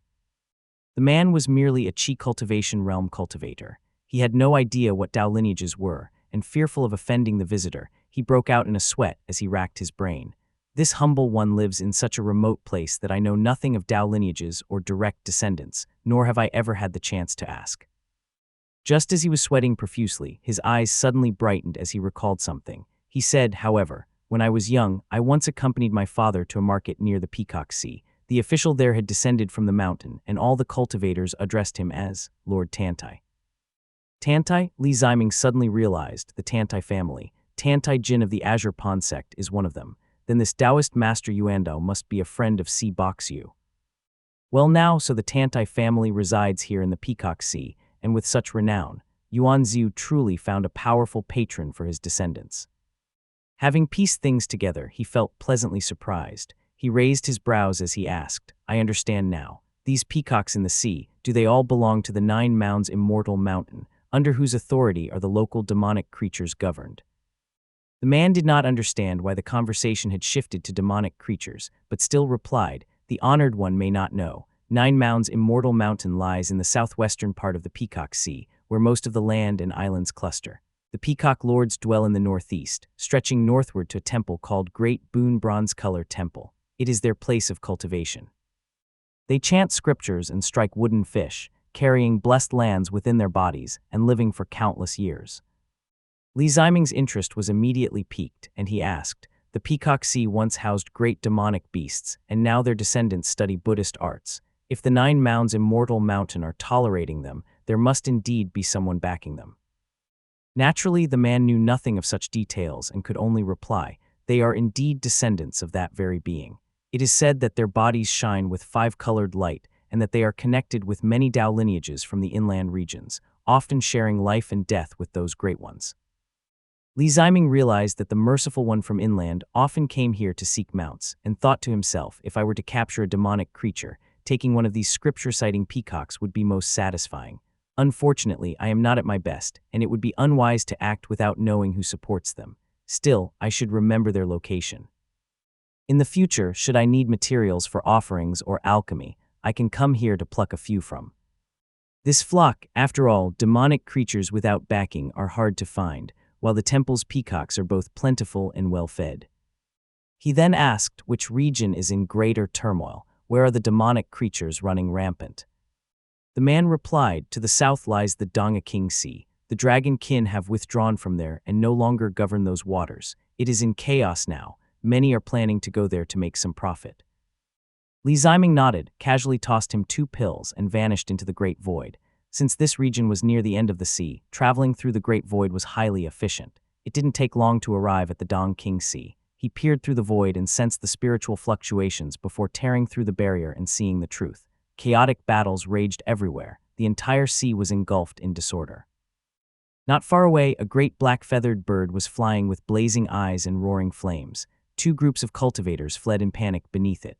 The monstrous bird spewed fire that turned the air white and scorched the waves. It craned its neck and swallowed people whole, one after another, leisurely chasing the terrified cultivators. Well now, I couldn't have come at a better moment. Just as the demonic creature was displaying its might, a cultivator in a white gold robe suddenly appeared beside it. He seized the creature by the neck and lifted it effortlessly with one hand. In an instant, all its flames vanished, and under the suppressing power of his divine ability, the great bird reverted to its true form. It was a common wild goose, now immobilized. The sea fell silent, save for the anguished cries of the lesser demons below. The great demonic beast king of the Yuanli Pagoda burning heaven has been captured. Chapter 12:10 Great Divine Ability II. Li Ziming frowned, suspicious, and lifted the fierce demon like a dead bird. Grabbing its tail, he dangled it upside down and slapped its beak, forcing it to open its mouth. With two casual shakes, he dumped out everything it had swallowed. One glance told him there was nothing of value among the remains. He frowned. What kind of backwater demon is this? No sense, shallow cultivation, and yet it dares call itself by such a grand title. Anyone who didn't know better would think a demon lord was here. He loosened his belt, tied it around the bird's neck, and fastened it to his robe, like a Taoist who had just bought a chicken from a farmer. Then he turned and left. The remaining cultivators and lesser demons stood frozen in place, exchanging bewildered glances. Distant cries of "the great demonic beast king of the Yuanli Pagoda burning heaven has fallen" echoed faintly over the waves. One cultivator raised his brows, his face a mix of disbelief and relief from surviving calamity, and murmured, "A cultivator of great divine ability, none could be greater than this." A fellow cultivator in similar garb let out a long breath and replied, "Let's go, Brother Li, it's not safe here. Elder Shihai is on his way, let's regroup quickly." Moongai's Lake. The season of heavy rain had passed. Mount Qingdu was no longer disturbed by downpours, and its stone steps looked cleaner than ever. Year after year, moonlight swept across the courtyard, unchanged as always. The small courtyard was tranquil. An old man paced with his hands clasped behind his back, while Li Shuya, dressed in brown, stood nearby holding a jade tray. As the midnight bell tolled, Li Shuya stepped forward and said softly, "Old elder, it is midnight." The jade cup on the tray held a clear, luminous tea brewed from the treasured panacea Pure Cloud Floating Leaf. It had been personally prescribed by Li Ziming years ago to nourish Li Xuanxuan's body, to be taken together with his medicine. Li Xuanxuan understood that this was Li Shuya's duty and did not make things difficult for him. He quickly drank the tea and finally could not help asking, "Zixuan has been confined in the ancestral hall. How is he now?" Ever since his quarrel with Li Xuanxuan, Li Zixuan had been imprisoned within Qingdu and had yet to be released. Misunderstanding the question, Li Shuya bowed respectfully and replied, "The shores around the central island have taken heed, and the progress on the western shore has also been swift." Li Xuanxuan remained silent for a moment before asking, "Minggong is in seclusion. Zixuan is confined in the courtyard. Yuanwen's lineage must be in turmoil. No one has come to plead for him lately. Have there been any other movements?" Li Shuya shook his head, hesitating as he replied, "I do not know for certain. The Yuanwen line has never divided. Only a few descendants with open spiritual orifices have branched off in the past. Later, when Lady Minggong developed her orifices, Lord Zixuan's line separated as well. At present, 5 or 6 courtyards are deeply anxious. Some have even come tea. Oh me, asking that you calm your anger, old elder." Li Xuanxuan asked again, "What is being said about this matter across the island?" Li Shuya hesitated for a moment before answering with some uncertainty, "The clansmen are all rather emotional about it." Emotional? Li Xuanxuan understood perfectly well what lay beneath those words. He sighed, his voice weary and aged. "They must all be beating their chests in regret. Zixuan acted out of righteousness, seeking to secure protection for them even at the cost of defying me. How could I, as his elder, fail to see through the hearts of these children? Let him remain confined for now. We shall see how many step forward afterward." He paced once more around the courtyard, then lifted his brows and said, "It's getting late. Go and rest. I will pay the family head a visit." Li Shuya, being mortal, was utterly exhausted after accompanying the elder through so many anxious days and nights. Li Xuanxuan dismissed him to rest, then rose into the air alone, riding the wind until he descended upon the island. There he saw lights blazing brightly and music echoing through the air. Several crimson-painted pleasure barges glided across the lake, lanterns burning and candles flickering. Waves of fragrance and song drifted outward, mingling and lingering over the water. These were not trading vessels, but newly fashionable pleasure boats devoted to music and revelry. The custom had originated from Lijing Office, where barges had once plied the rivers. But as the Li family's cultivators grew in number, regulations on luxury and entertainment relaxed, and the barges drifted onto the lake, making it all the livelier. Most of the patrons aboard were nobles and officials. The direct bloodline of the Li family rarely visited such places, and it was mainly frequented by outsiders and minor sects. Thus, Li Xuanxuan did not see the display as decadence. To him, it was a scene of worldly splendor that carried a certain ease.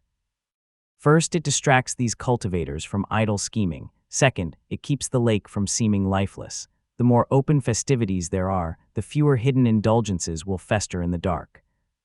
After Li Ziming attained the Purple Mansion realm, the exchanges between the island and the shore grew far more frequent. Much of what appeared to develop naturally from order and custom was, in truth, permitted and fostered by Li Xiaowei and Li Jiangqian. As he scanned the lake, the old man shook his head and thought to himself, "It is indeed prosperous. No wonder those on the island envy it." Just as he turned his gaze toward the island's interior, he caught sight of a young man in a red robe descending stealthily from the sky, clearly returning from beyond the island. Clearing his throat, the elder rode the wind to catch up and called out, "Li Zhuming."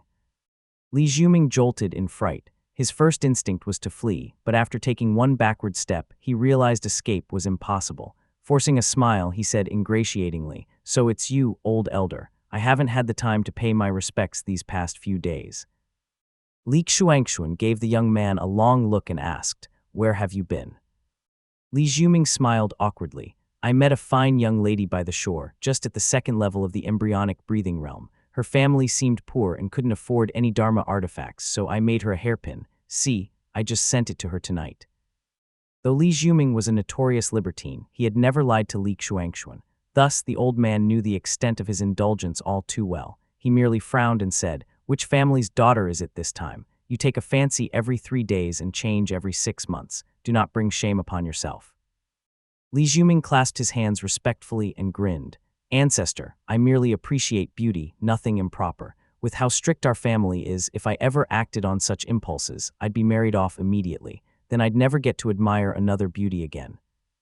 Li Xuanxuan often found himself helpless before this boy. He shook his head and sighed. "Behaving like this only harms the girl's reputation.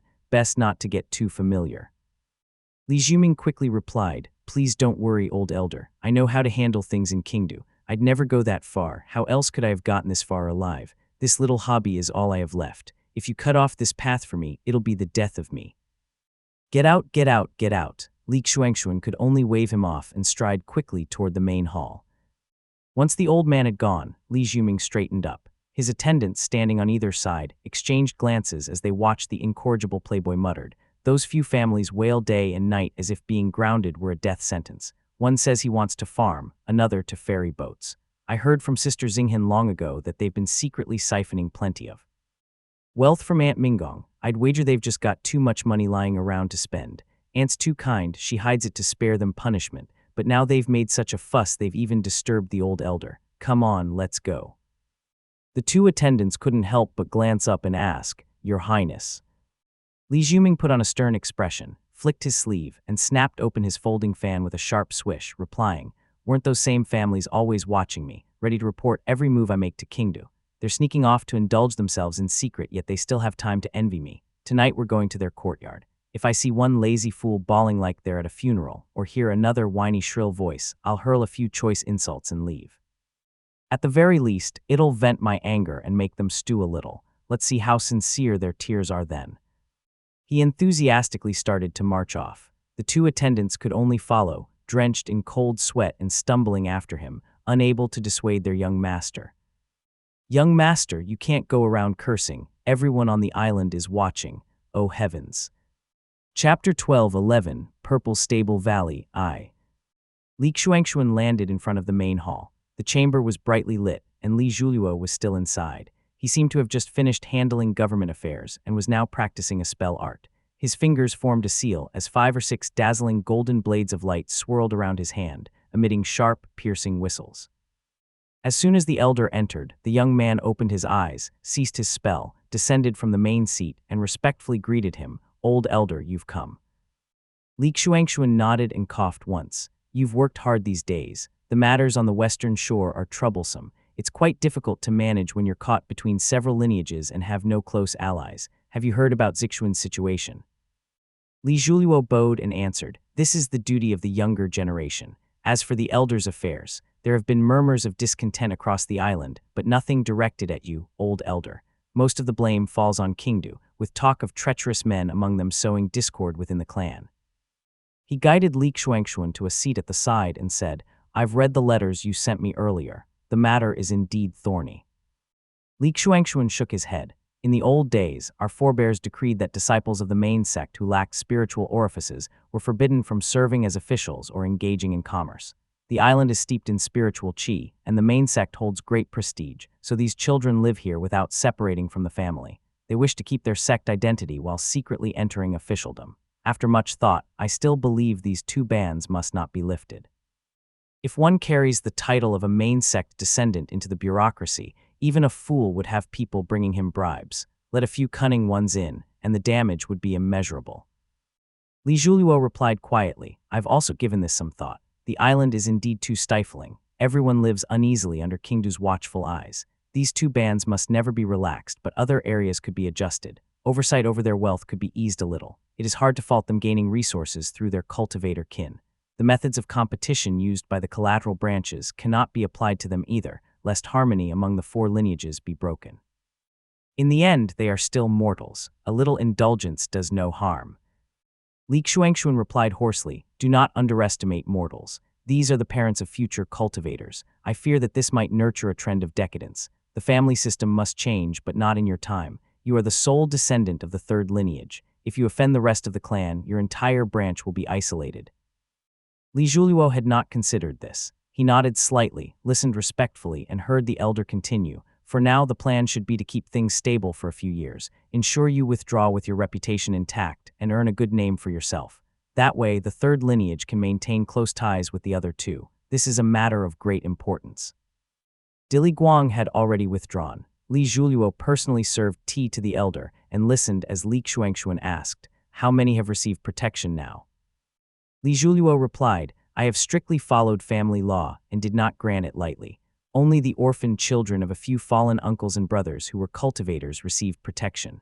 The mortal family members pleaded earnestly, and I grew soft-hearted. I gave a few minor official positions for placement at my discretion."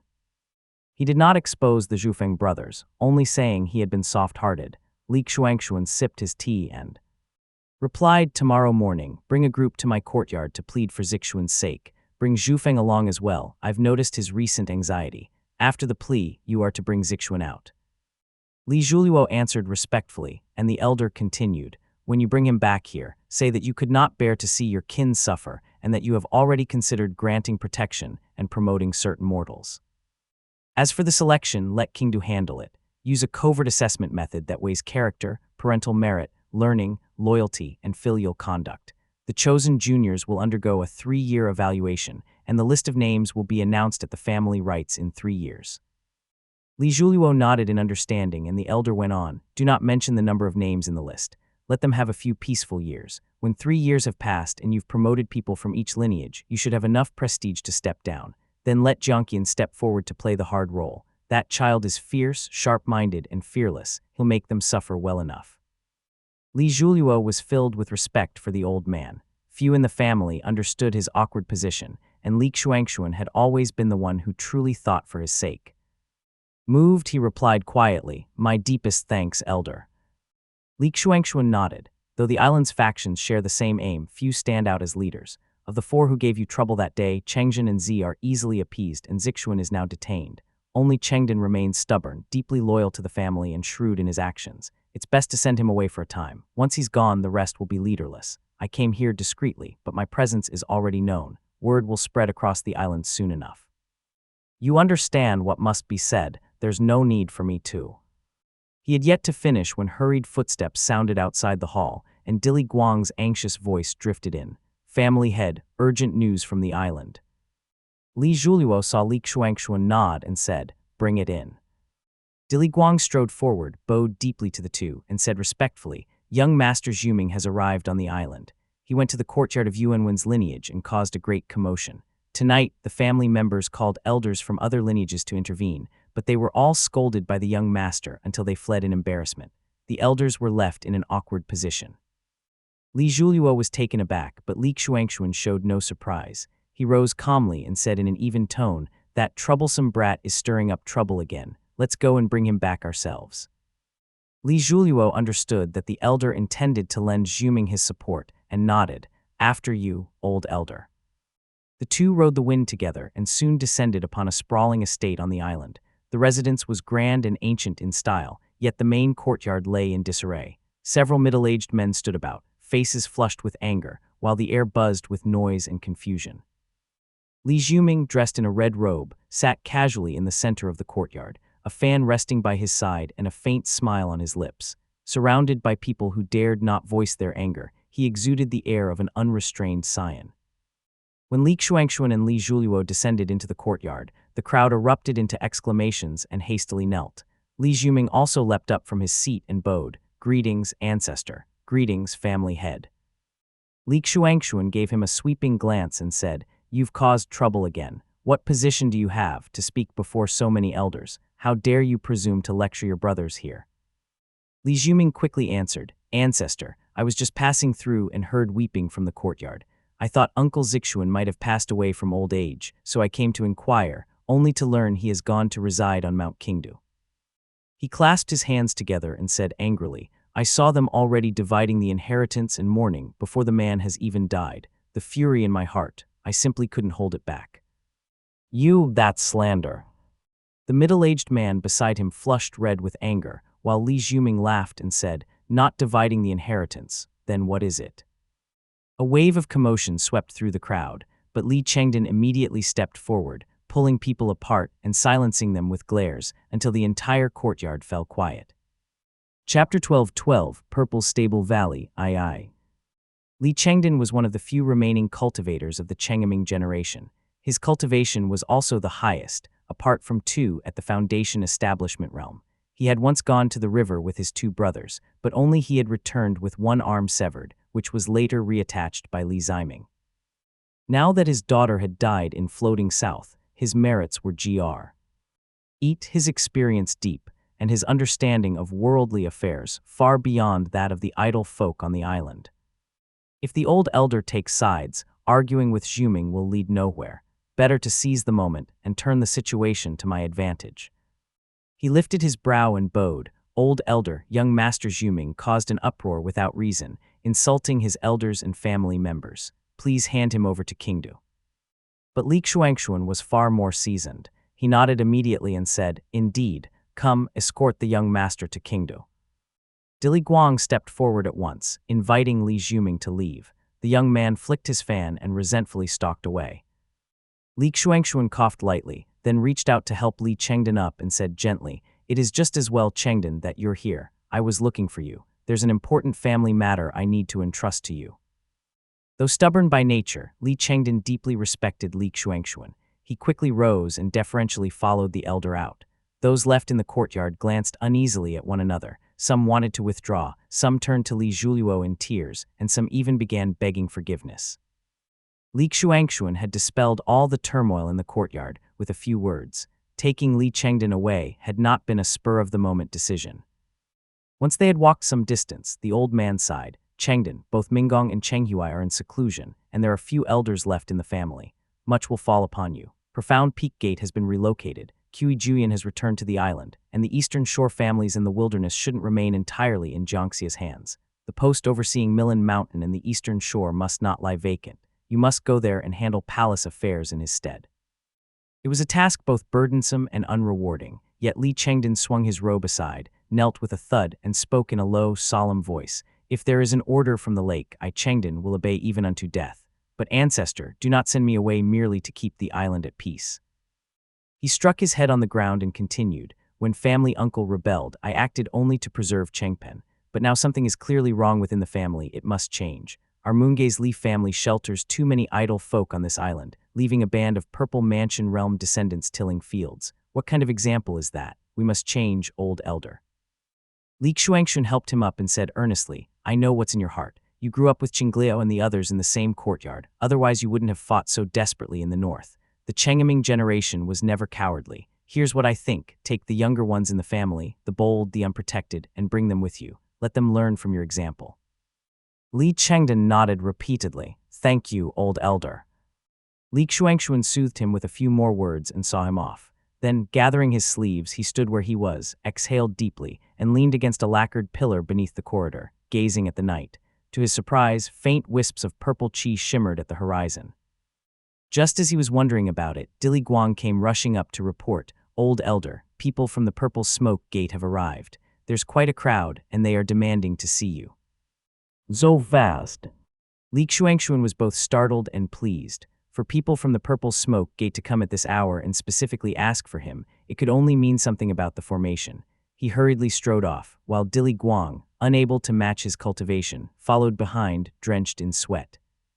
He reached the main hall in a few steps, when Wu was already waiting, chatting animatedly with Li Zhuliuo. When he saw Li Xuanxun, his eyes lit up with a smile, and he pulled out 2 carp-shaped wooden boxes from his sleeve, saying cheerfully, Senior, you're still as kind and gentle as ever. It warms the hearts of us juniors.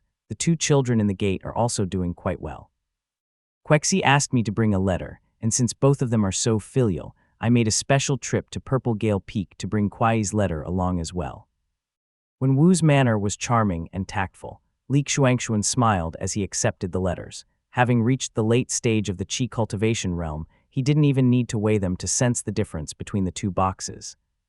He stowed them away with a deft turn of his hand, replying, You have my thanks for the trouble, master. The children of my family are dull-witted and will have to trouble you, senior brother, to guide them well. When Wu laughed heartily and replied, Senior, you may not know, our Purple Smoke-blessed land holds annual competitions, divided by cultivation level. The young disciple's spell arts are deep and her reactions quick. She took 6th place in the embryonic breath-eye and G realm and even received a reward. The whole gate knows she hails from the Moongaze immortal family. They all praised her, saying she has the bearing of Shen Yanqing in her prime. Li Zhuliuo nodded repeatedly and asked, And what about Kuai? When Wu responded smoothly, smiling as he spoke, She's done splendidly as well. Her coordination between spell arts and techniques is already mature among the Qi Cultivation Realm disciples, and her Dharma artifact is formidable. Kuai ranked 31st among all early-stage Qi Cultivation Realm disciples, just shy of the top 30. Though a pity, her Celestial Moonsword arc made even Peak Master of Aligned Sword Peak raise his brows. Her performance stunned the audience. When Wu chose his words well, and Li Zhuliuo was delighted as he replied, The Purple Smoke-blessed land truly is remarkable. She could never grasp such things at home, and yet she has mastered them so quickly. Li Xuanxun smiled and skillfully steered the topic away from Li Kuai, instead offering a round of praise for Li Quexi. When Wu nodded as he walked, the pair of golden-white talismans at his waist clinking softly, and said with a grin, Senior, my visit this time concerns your family's Taoist master. Our Peak Master told us that your family's Taoist master has left a Purple Mansion Grand Formation in storage within our blessed land. Since the Taoist master's mastery of formations is renowned, the plan was to have the Taoist master personally arrange it. But since such a grand formation cannot be completed in a day or two, we came ahead to make preparations. He glanced at the 2 men's expressions and continued seriously, The matter of formations concerns the very continuity of one's Tao lineage, and as the saying goes, such knowledge must not be lightly passed to outsiders. Our blessed land took this into consideration and hesitated to proceed for some time. Now we have been sent to craft several components connected to the formation platform first, so that when Taoist Master Zheijing returns, he can inspect each one before the next stage begins. His words fully displayed the dignity and refinement of the solar Tao lineage. He drew a thick scroll of purple gold from his sleeve, its edges engraved with patterns of deer, birds, and scripture sigils. He held it to his chest as he spoke. For this task, our Purple Smoke-blessed land has mobilized 3 peaks, Shepherd, Heavenly Formation, and Tempered Azure. 5 Foundation Establishment Realm Cultivators, 27 Late-Stage Qi Cultivation Realm Cultivators, 2 Master Artifact Smiths, 6 Artifact Smiths, 1 Formation Grandmaster, and 4 Formation Masters have been assembled, a total of 32 members, under my command as the Chief Disciple of Shepherd Peak. He then handed the purple gold scroll to Li Xuanxun and said, Elder, this grand formation requires 32 purple stable valley penetrating mountain profound pins, each about 600 meters in length and 10.5 meters in width. All schematics, runes, and spiritual materials are recorded within this scroll. Senior, please review and verify them. Chapter 12:13, Premonition of the Purple Mansion, I. About 600 meters in length and 10.5 meters in width. By Li Zhuliuo's estimation, the main hall on the island measured 106 meters in length, while this purple stable valley penetrating mountain profound pin was as long as 4 such halls combined. If stood upright, it would tower higher than 12 Chengqing gates. Its diameter alone, 10.5 meters, was the size of a small house, and since the purple stable valley penetrating mountain profound pin was clearly not made of ordinary metals but infused with spirit items, the materials used had reached an astonishing level. Li Xuanxuan was clearly taken aback. He accepted the scroll with both hands and scanned the densely written list of spirit items, feeling a chill rise in his chest. He kept his expression steady as he asked, "These 32 penetrating mountain profound pins, what are their main materials, and what is their estimated value?" When Wu clasped his hands together and replied, "The main bodies are forged from mere iron quintessence and copper quintessence. Such resources are abundant in the Eastern Sea. Our Purple Smoke Gate maintains workshops there and owns several mining islands that will deliver them in batches. Senior need not worry. As for the cost, it is not overly high. The iron and copper quintessence requires only manpower, which your esteemed family can handle on its own. The runes, formation carvings, and forging will be handled by my gate's craftsmen, while only certain spirit materials need to be procured by your family. The estimate is around 90 spirit stones." He paused briefly before adding, "for one piece." Li Xuanxuan turned the scroll over several times, studying the materials used in Larg. Quantities before saying in a deep voice, "There is no need to trouble the blessed land for everything. Many of these spiritual materials can be sourced from our own lakes. Ebony ore, radiant spirit lead, and Nai water frost iron are all abundant minerals found beneath the lakes, with vast reserves and frequent discoveries in recent years. As for special white copper and tempered glazed iron, these 8 kinds are produced along the western shore, while the eastern shore yields green origin copper essence and similar materials, most of which can serve as substitutes." The stockpiles of these materials varied in size. Li Xuanxuan, who had long retired from household affairs, knew only their names but not the quantities. There was also the hidden vein gemstone, mined from Zhongquin Island, though its yield was small and the island itself was not publicly listed, so he refrained from mentioning it. Li Zhuliuo had finished his calculations almost as soon as Li Xuanxuan was done speaking.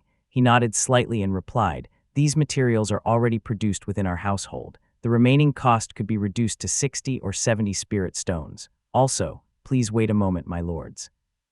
He picked up a jade slip from the table, compared it with the purple gold scroll, and after a moment's examination, his expression turned slightly strange as he said, "There are some remnants from our ancestors, and a few spirit items gathered from the wilderness. These match perfectly with the list. I will hand over the inventory to you shortly, my lord."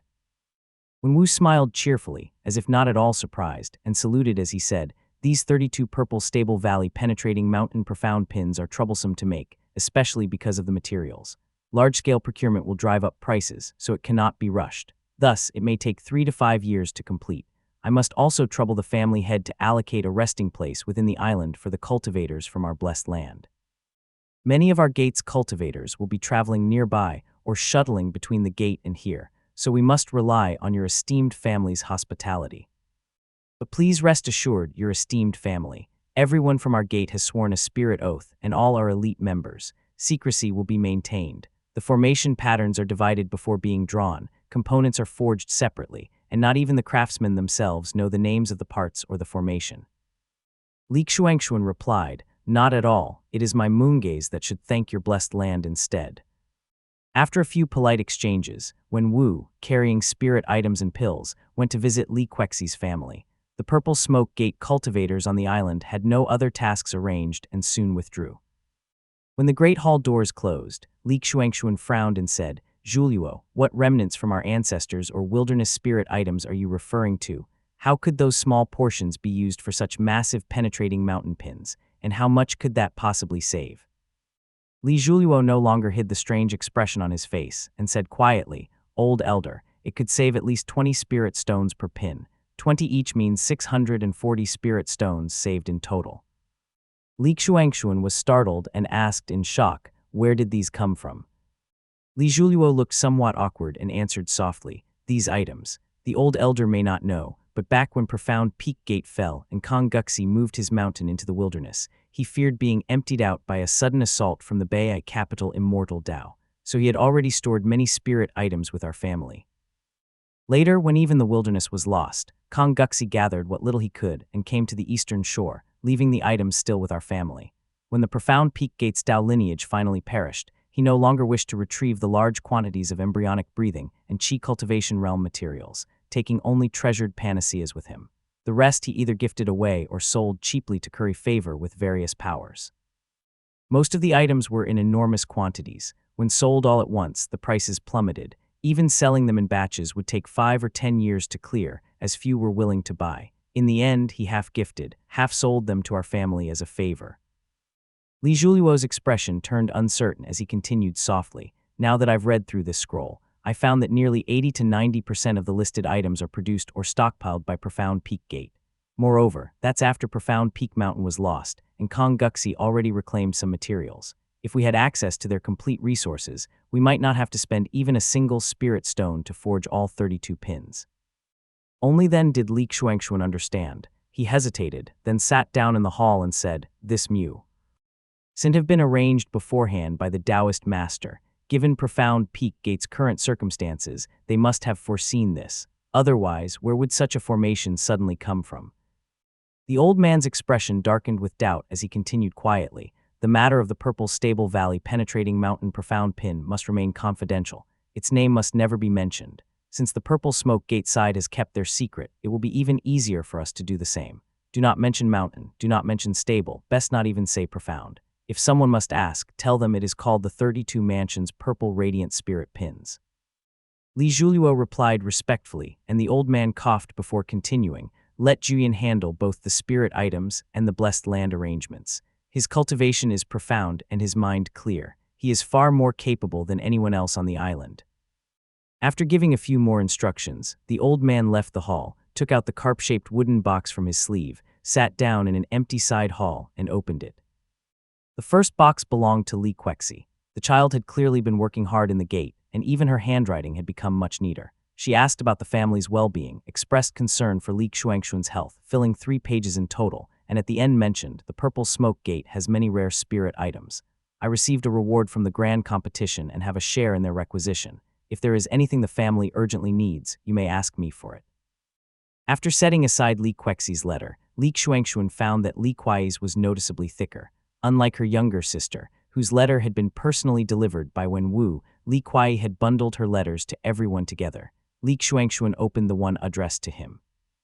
The girl began with polite inquiries, then asked whether her father, Li Zhufeng, still spent his days seeking shelter and favor. The remainder of the letter was written with much subtlety, carefully requesting that 3 kinds of cultivation resources be sent to her. Chapter 12:14, Premonition of the Purple Mansion, II. After reading for a while, Li Xuanxuan realized that 2 of the 3 requested resources were already in his storage pouch, and the remaining one would be easy to gather. He decided to provide them himself, added several bottles of pills, packed everything together, and wrote a reply to be sent back. He distributed the remaining letters to their recipients, tucked the 2 sisters' letters into his sleeve, and walked alone along the side corridor back toward Qingdu, thinking to himself, the ways of the world truly twist right and wrong. Kuai worked hard and achieved Qi cultivation realm early, yet ended up in Purple Smoke Gate. Had she been a little lazier as a child and progressed a step slower, the Shepherd Peak would surely have chosen her instead. Meanwhile, the proud and self-contained Quexi, with talent not yet apparent, was born 2 years later and instead took the place in Shepherd Peak. Wen Wu knows how to teach and is willing to teach, and Quexi seems eager to learn as well. Her temperament's flaws are being filled. With her resources and background, she'll soon soar beyond reach. Having grown old, Li Xuanxuan had seen much in life and faintly sensed what the future held. After reading the 2 sisters' letters, his heart was filled with conflicting emotions. While Li Xuanxuan returned to Qingdu, Pingya Island was bustling with activity. Li Zhuluo swiftly arranged everything, escorting the Purple Smoke Gate cultivators to their quarters on the eastern side of the island and sending orders to summon Qi Juyin. The island was soon bright with lanterns and lively with noise. The western courtyard, however, remained dim and quiet.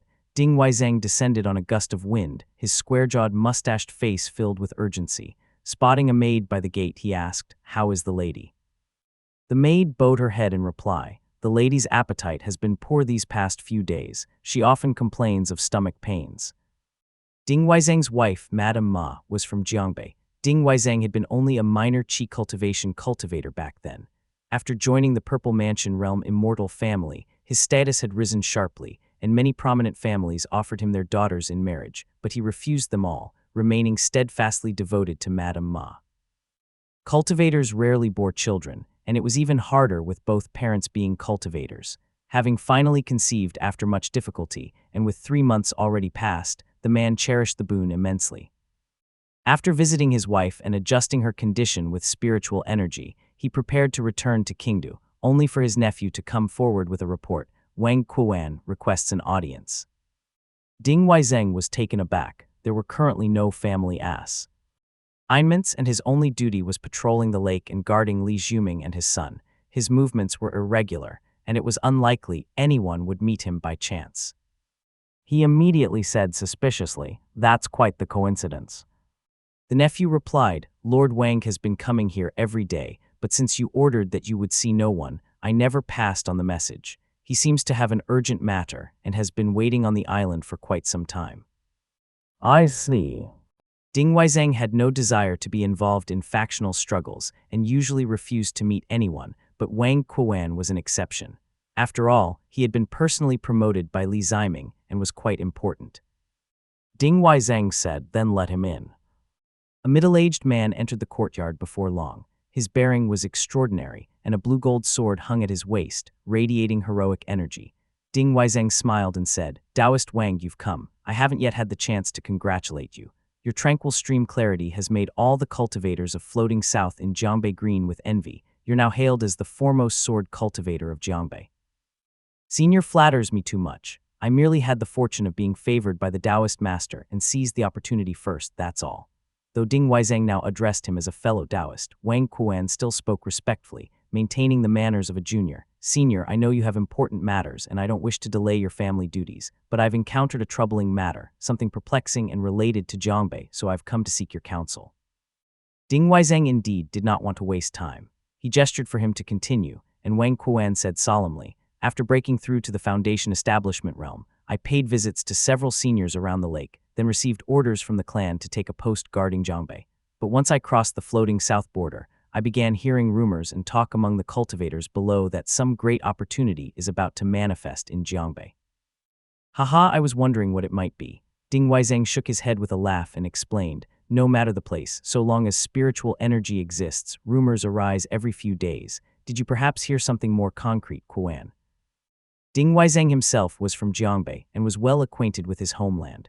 The great conflict between North and South had cost Jiangbei countless cultivators. In his youth, he would hear of someone obtaining a human Dao lineage every few days. It would happen so often that it had become routine. Wang Kuan, however, was reliable and would not bring such matters up without proof. When asked, he indeed answered cautiously, "Our Wang family moved to Jiangbei back during the Ning State era and has kin spread across the region. Though my own lineage has declined and I was born into humble means, I still have 2 relatives living farther north." Ding Weizhang's eyes sharpened as he interrupted, "The Golden Tang Gate, or the capital Immortal Dao?"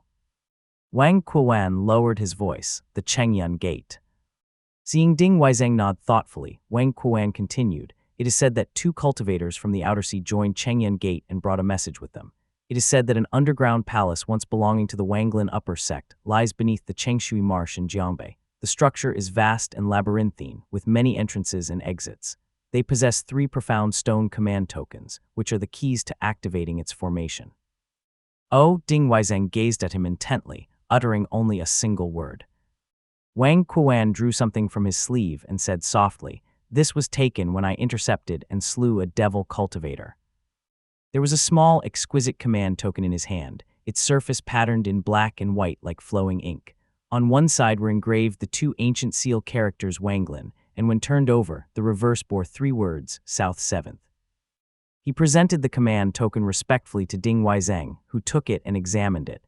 It felt icy cold to the touch. When he clenched his fingers with force, the token didn't budge an inch. Though the command token didn't appear to be a powerful Dharma artifact, its grade was indiscernible. It faintly emanated a hidden spiritual radiance and remarkable resilience.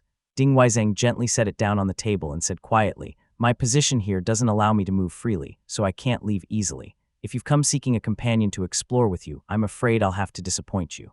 What exactly do you intend, Kuan?" Wang Kuan rose and bowed respectfully. "I ask that senior submit it to the main family and let our lord decide its handling." Ding Weizhang was momentarily taken aback and frowned. "This is your opportunity." Wang Kuan shook his head and lied. "One should act within one's means. I'm merely a minor figure who has just entered the Foundation establishment realm. How could I involve myself in a struggle between such ancient Dao lineages? I only wish to offer this to the main family in hopes that our clan may gain some advantage in the power balance among the great families. That alone would make it worthwhile." Ding Weizhang did not comment. Wang Kuan, though only a Foundation establishment realm cultivator, was a sword cultivator personally promoted by the Taoist master. So long as he didn't foolishly meddle with the interests of Purple Mansion realm cultivators, earning great rewards wouldn't be difficult. It was likely a move of cautious retreat for greater gain. Ding Weizhang then replied, "Moongaze is not a harsh main family. If this truly is your own opportunity, no one in the lake would try to seize it. I'll simply bring it up and inquire about the matter. Perhaps I can uncover more details to aid your journey north." These words took Wang Kuan by surprise. After all, he was only an affiliated Foundation establishment realm cultivator. Such an opportunity, once offered up, would normally belong either to one of the young masters or to Ding Weizhang himself. He hadn't expected any consideration for his own role. Stunned, he said, "This." "What this?" Ding Weizhang examined the command token again and said with a smile, "The lake has always been fair to outsiders, guest cultivators, and Dharma protectors alike. You haven't spent much time here and might not know this, but even the direct descendants of the Purple Mansion realm wouldn't dare insult a Qi cultivation realm guest cultivator without cause. I have no desire to take your opportunity. Come with me to the hall. That'll put your mind at ease." Chapter 12:15, Guest from the Southern Sea I. Li Zhuliuo sat in the main hall. Earlier that morning, he had taken Li Zhufeng to Li Xuanxuan to plead earnestly, putting on quite the performance. Now, at last, he had some time to handle family affairs as he set his brush aside in thought. Phoenix Tailstone is extremely scarce in the northern Yue region. Its main deposits are all within the Azure Ponsec territory. I should write a letter to the Azure Ponsec to inquire. I remember grandfather has a disciple serving in the market there. Having him help would be best. The Purple Stable Valley penetrating Mountain Profound Pin was a precious Purple Mansion realm formation core.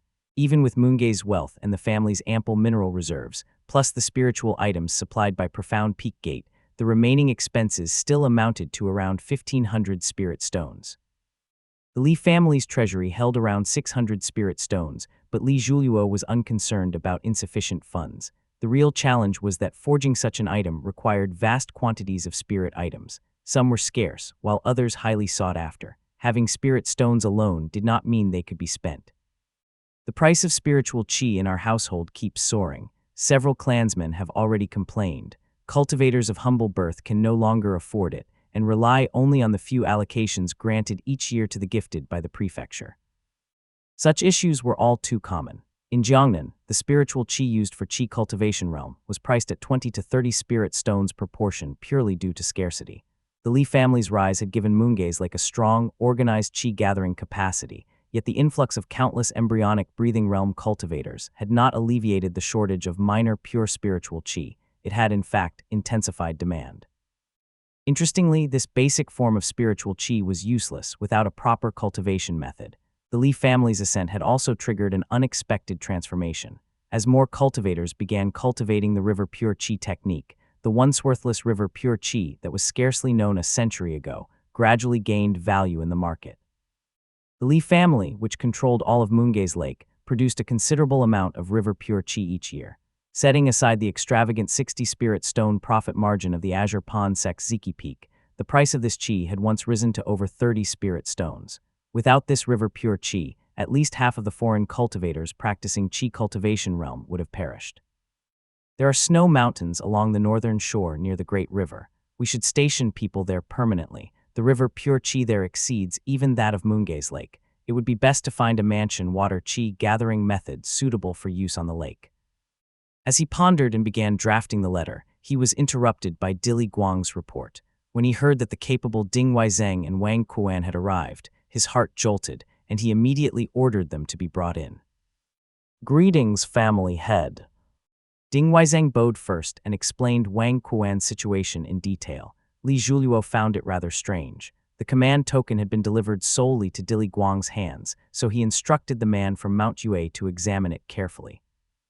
Li Zhuliuo set his brush down and asked in puzzlement, Wanglin Upper Sect is indeed an extraordinary Dao lineage, but as for this so-called underground palace, I doubt it's a good place. How was it never discovered back when countless died and the earth shook after the immortals and Buddhists slaughtered each other in Jiangbei? If it were truly remerging, why didn't it surface when blood and vitality surged, when spiritual energy overflowed, and 18 monks fell with the riverbanks dyed pink?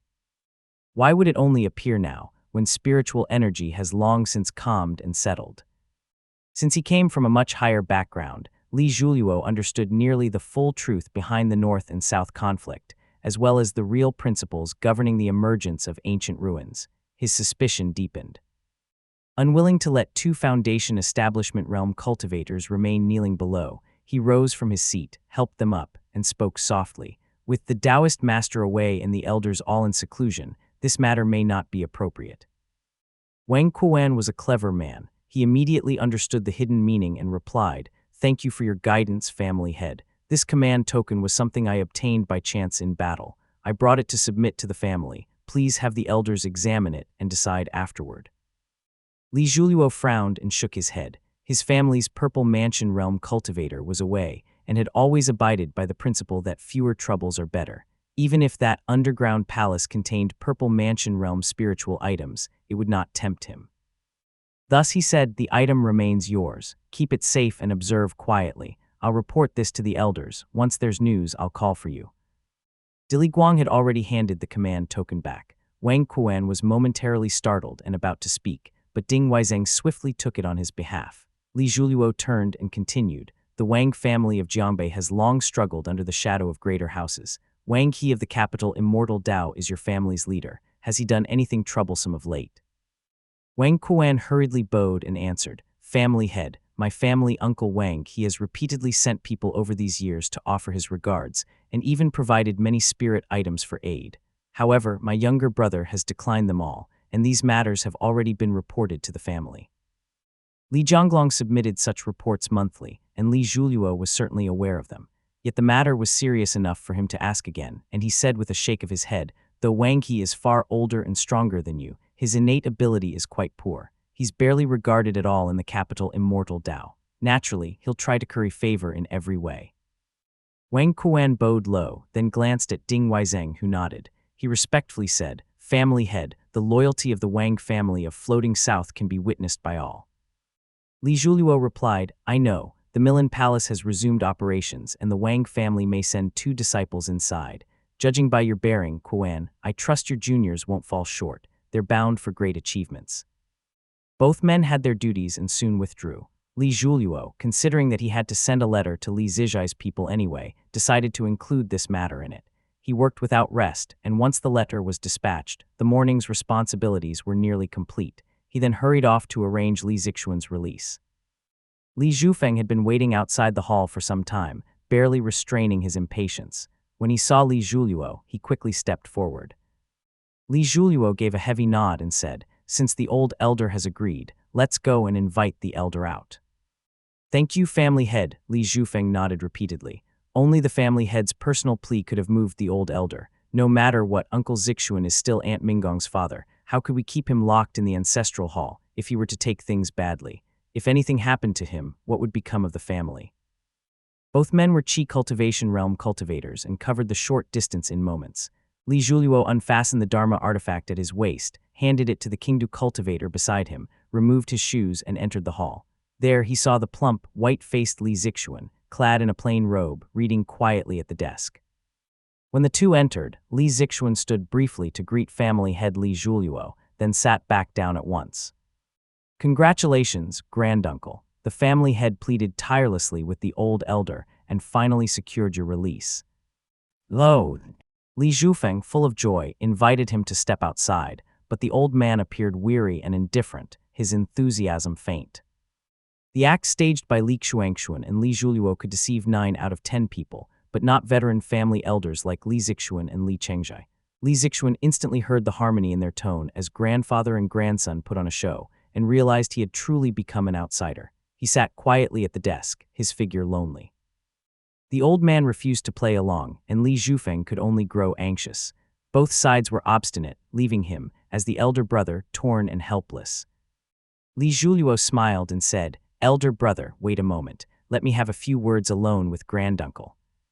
Li Zhufeng immediately withdrew. Li Zixuan, leaning weakly against the desk, watched as the young man before him personally poured a cup of tea and said softly, "Granduncle, there are 19 nephews and over 100 grandchildren within your courtyard. Yuanwen's lineage has only one estate on the island. You've toiled among these 100 people all this time, and the old elder has seen how hard it has been for you." Chapter 12:16, Guest from the Southern Sea, II. Li Zixuan's spirit stirred. He shook his head heavily and replied, "What would you people sitting in the great hall know of hardship? My children have no spiritual orifices. If I divide the family, they'll become minor sects overnight. One day they're scions of immortal descent, the next they're packing their belongings to make a living by the riverbank. If I divide them like that, will they not resent me? Will they not resent the family?" He sighed softly as he continued, "I dare not divide them. But if I don't, then over 100 people are crammed into one house. Relatives, when too far, they're useless. When too near, they're heartless. Only when they're neither far nor close can things stay pleasant. Now there's friction in the east and bickering in the west. Does that not wound the family bond? What can I do? This old body of mine has only a few years left. Once I die, they'll surely split. The direct line will live in comfort, and those cast out will begin to hate. Isn't that an omen of decline? Let them stay cooped up and grumble at one another. It's better than dividing and uniting in resentment against the island. I can understand you all, but you cannot understand me. Perhaps that's the difference between immortal and mortal." Li Zhuliuo fell silent. He had heard of such troubles before. Pouring another cup of tea for the old man, he replied, "The shelter quota for the island has already been set, and there are quite a few slots. Qingdu and Jade Court will conduct the evaluations, and I'll make the final judgment." Li Zixuan's eyes flew open, round and bright. His attitude changed at once, his back straightening as he asked eagerly, "Family head, do you mean?" Li Zhuliuo said quietly, "The assessment will mostly cover matters under Qingdu's usual supervision. It wasn't meant to be announced for another month, but those family members who study diligently and have earned Qingdu's commendation won't be few. Granduncle, it would be best to prepare early." Li Zixuan was a shrewd old man. His expression immediately brightened and he nodded repeatedly, I understand, but how many positions are there? What ranks do they hold?" Li Zhuliuo smiled, shaking his head as he rose. Li Zixuan leapt to his feet, eyes suddenly reddening as he said again and again, "Thank you, family head. Thank you for pleading with the old elder on our behalf. The Yuanwen lineage still has many good children. This is their one chance at salvation." Li Zhuliuo was not a man of such great authority, and Li Zixuan certainly knew this so-called shelter policy was almost certainly devised by his own grandfather. But since the power to make decisions lay in Li Zhuliuo's hands, the old man willingly grasped the step offered and followed him out, lifting his robe as he went, only to see Li Zhufeng's astonished face. Family head. Seeing that Li Zhuliuo had already departed, Li Zixuan quickly grabbed hold of Li Zhufeng and said, "Quick, nephew, take me back to the island at once." Oh. Li Zhufeng at a loss helped him up, and the two hurried toward the island.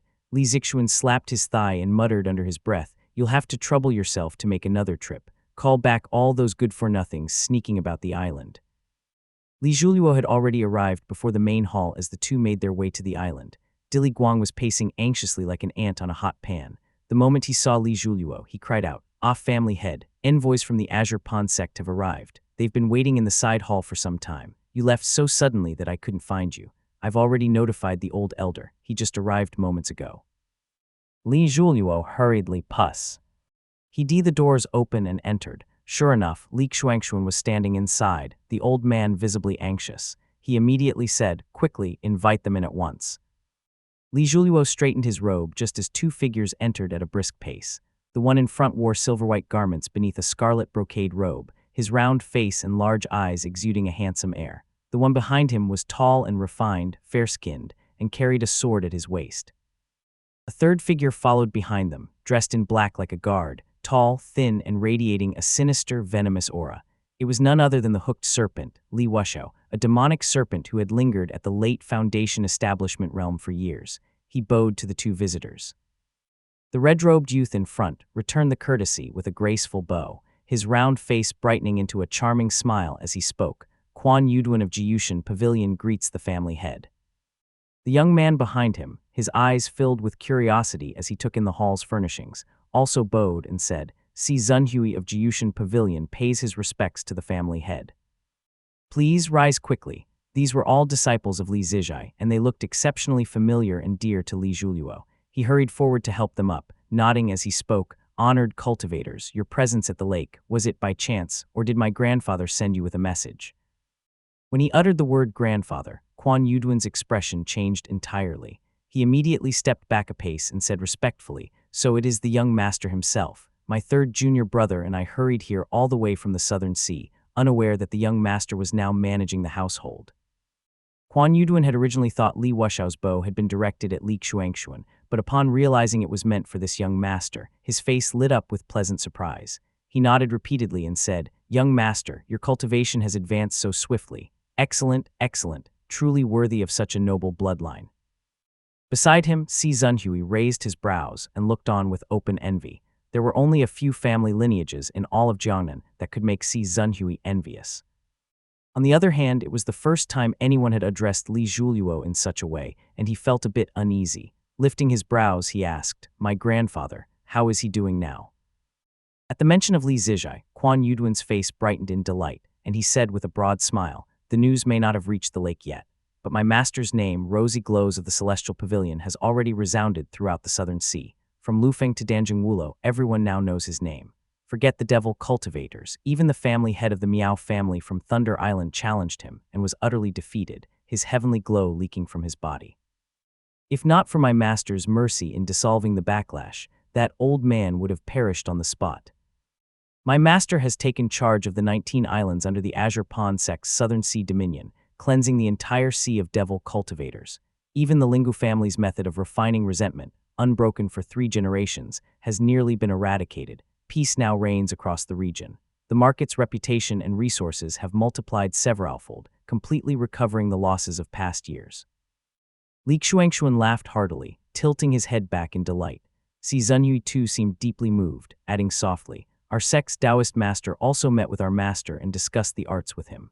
He was astonished, saying afterward that your grandfather's mastery of the heavenly glow had already far surpassed that of Lingu Zia of old, and even exceeded the Taoist who revised the dawn dew-gathering technique. He called your grandfather the foremost heavenly glow practitioner of the past 3 centuries.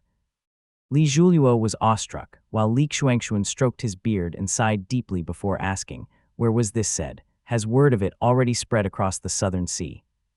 Si Zunhui quickly shook his head and replied, I heard it in private and have only told my master. No one else knows. My master instructed me not to spread it, but I couldn't help sharing the good news with you elders today. Excellent, excellent. Li Xuanxuan's eyes were moist with emotion as he nodded and said, Jir truly is remarkable. To have reached such heights within the sect, alone, enduring all that hardship. Yes, truly wonderful. Chapter 12:17, Glazed Pagoda of Unrestrained Boundary, I. Quan Yuduan immediately stepped forward after Si Zunhui and said softly, Our master sent us this time for 2 reasons. First, there is a sect mission, and he instructed me to escort the young junior here. Second, there is also an extremely important matter to convey. Li Zhuliuo immediately understood, raised his chin slightly.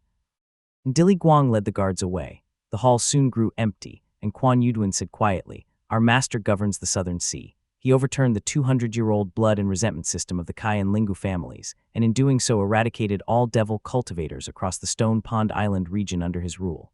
With the 5 Peaks disciples as his vanguard, he reorganized the islands into prosperous territories for minor sects and factions under his domain.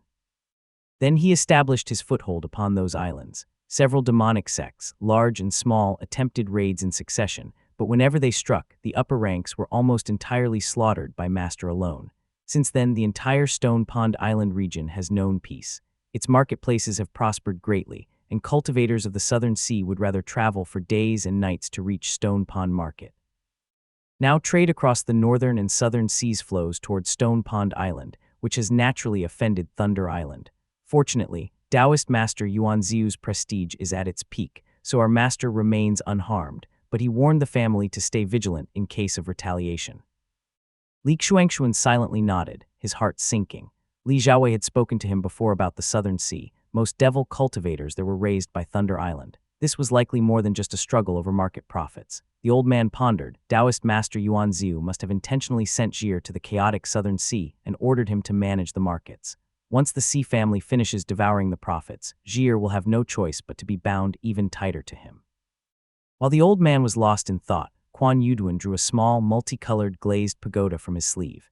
It was no larger than a finger and exquisitely made. Holding it in his palm, he said quietly, "This Dharma artifact was specially entrusted to me by my master to bring back. It is called the Glazed Pagoda of Unrestrained Boundary. It once belonged to an ancient sect of the Southern Sea and reappeared in the world a few years ago.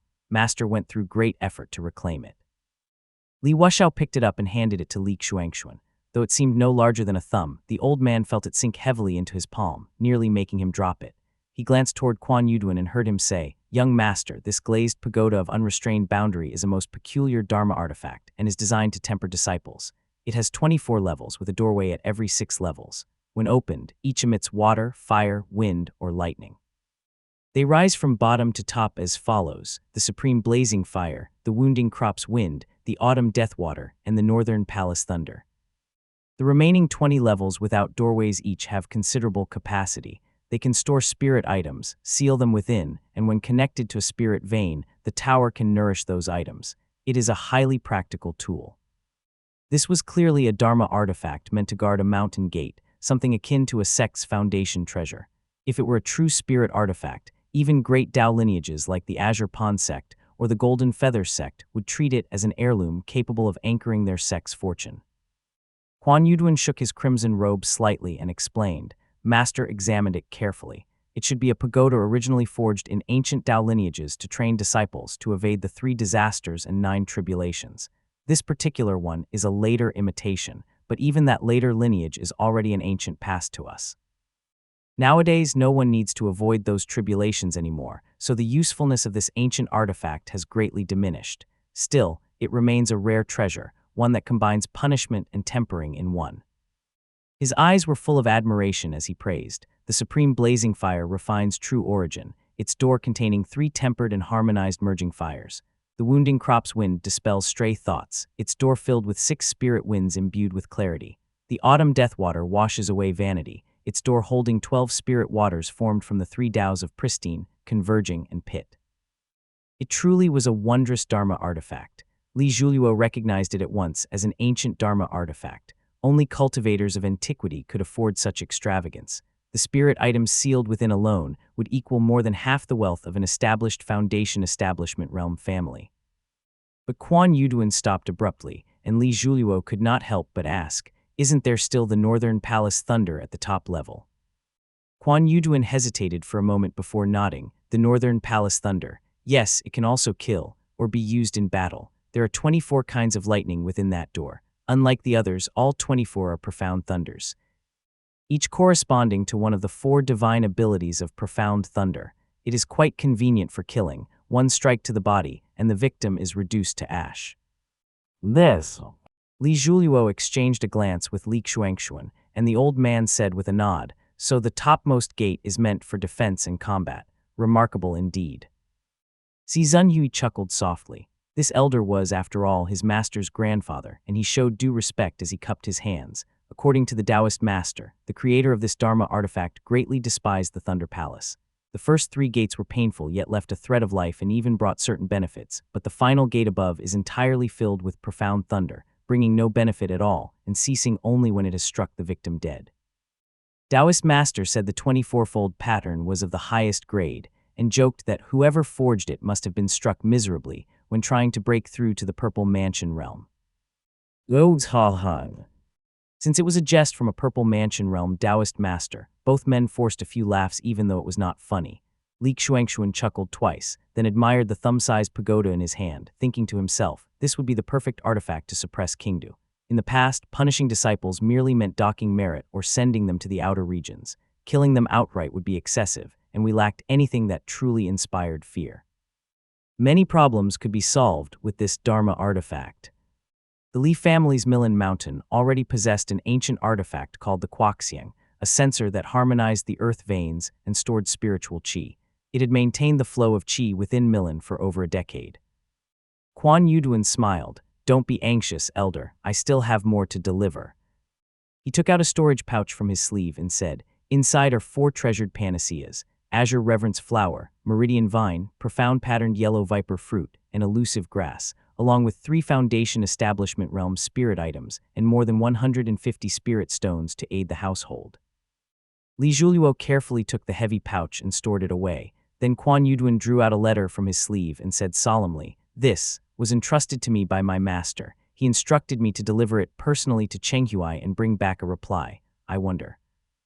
Li Xuanxuan frowned slightly and hesitated. "Cheng Huai is currently in seclusion. Since it is this important, I will send someone to inquire."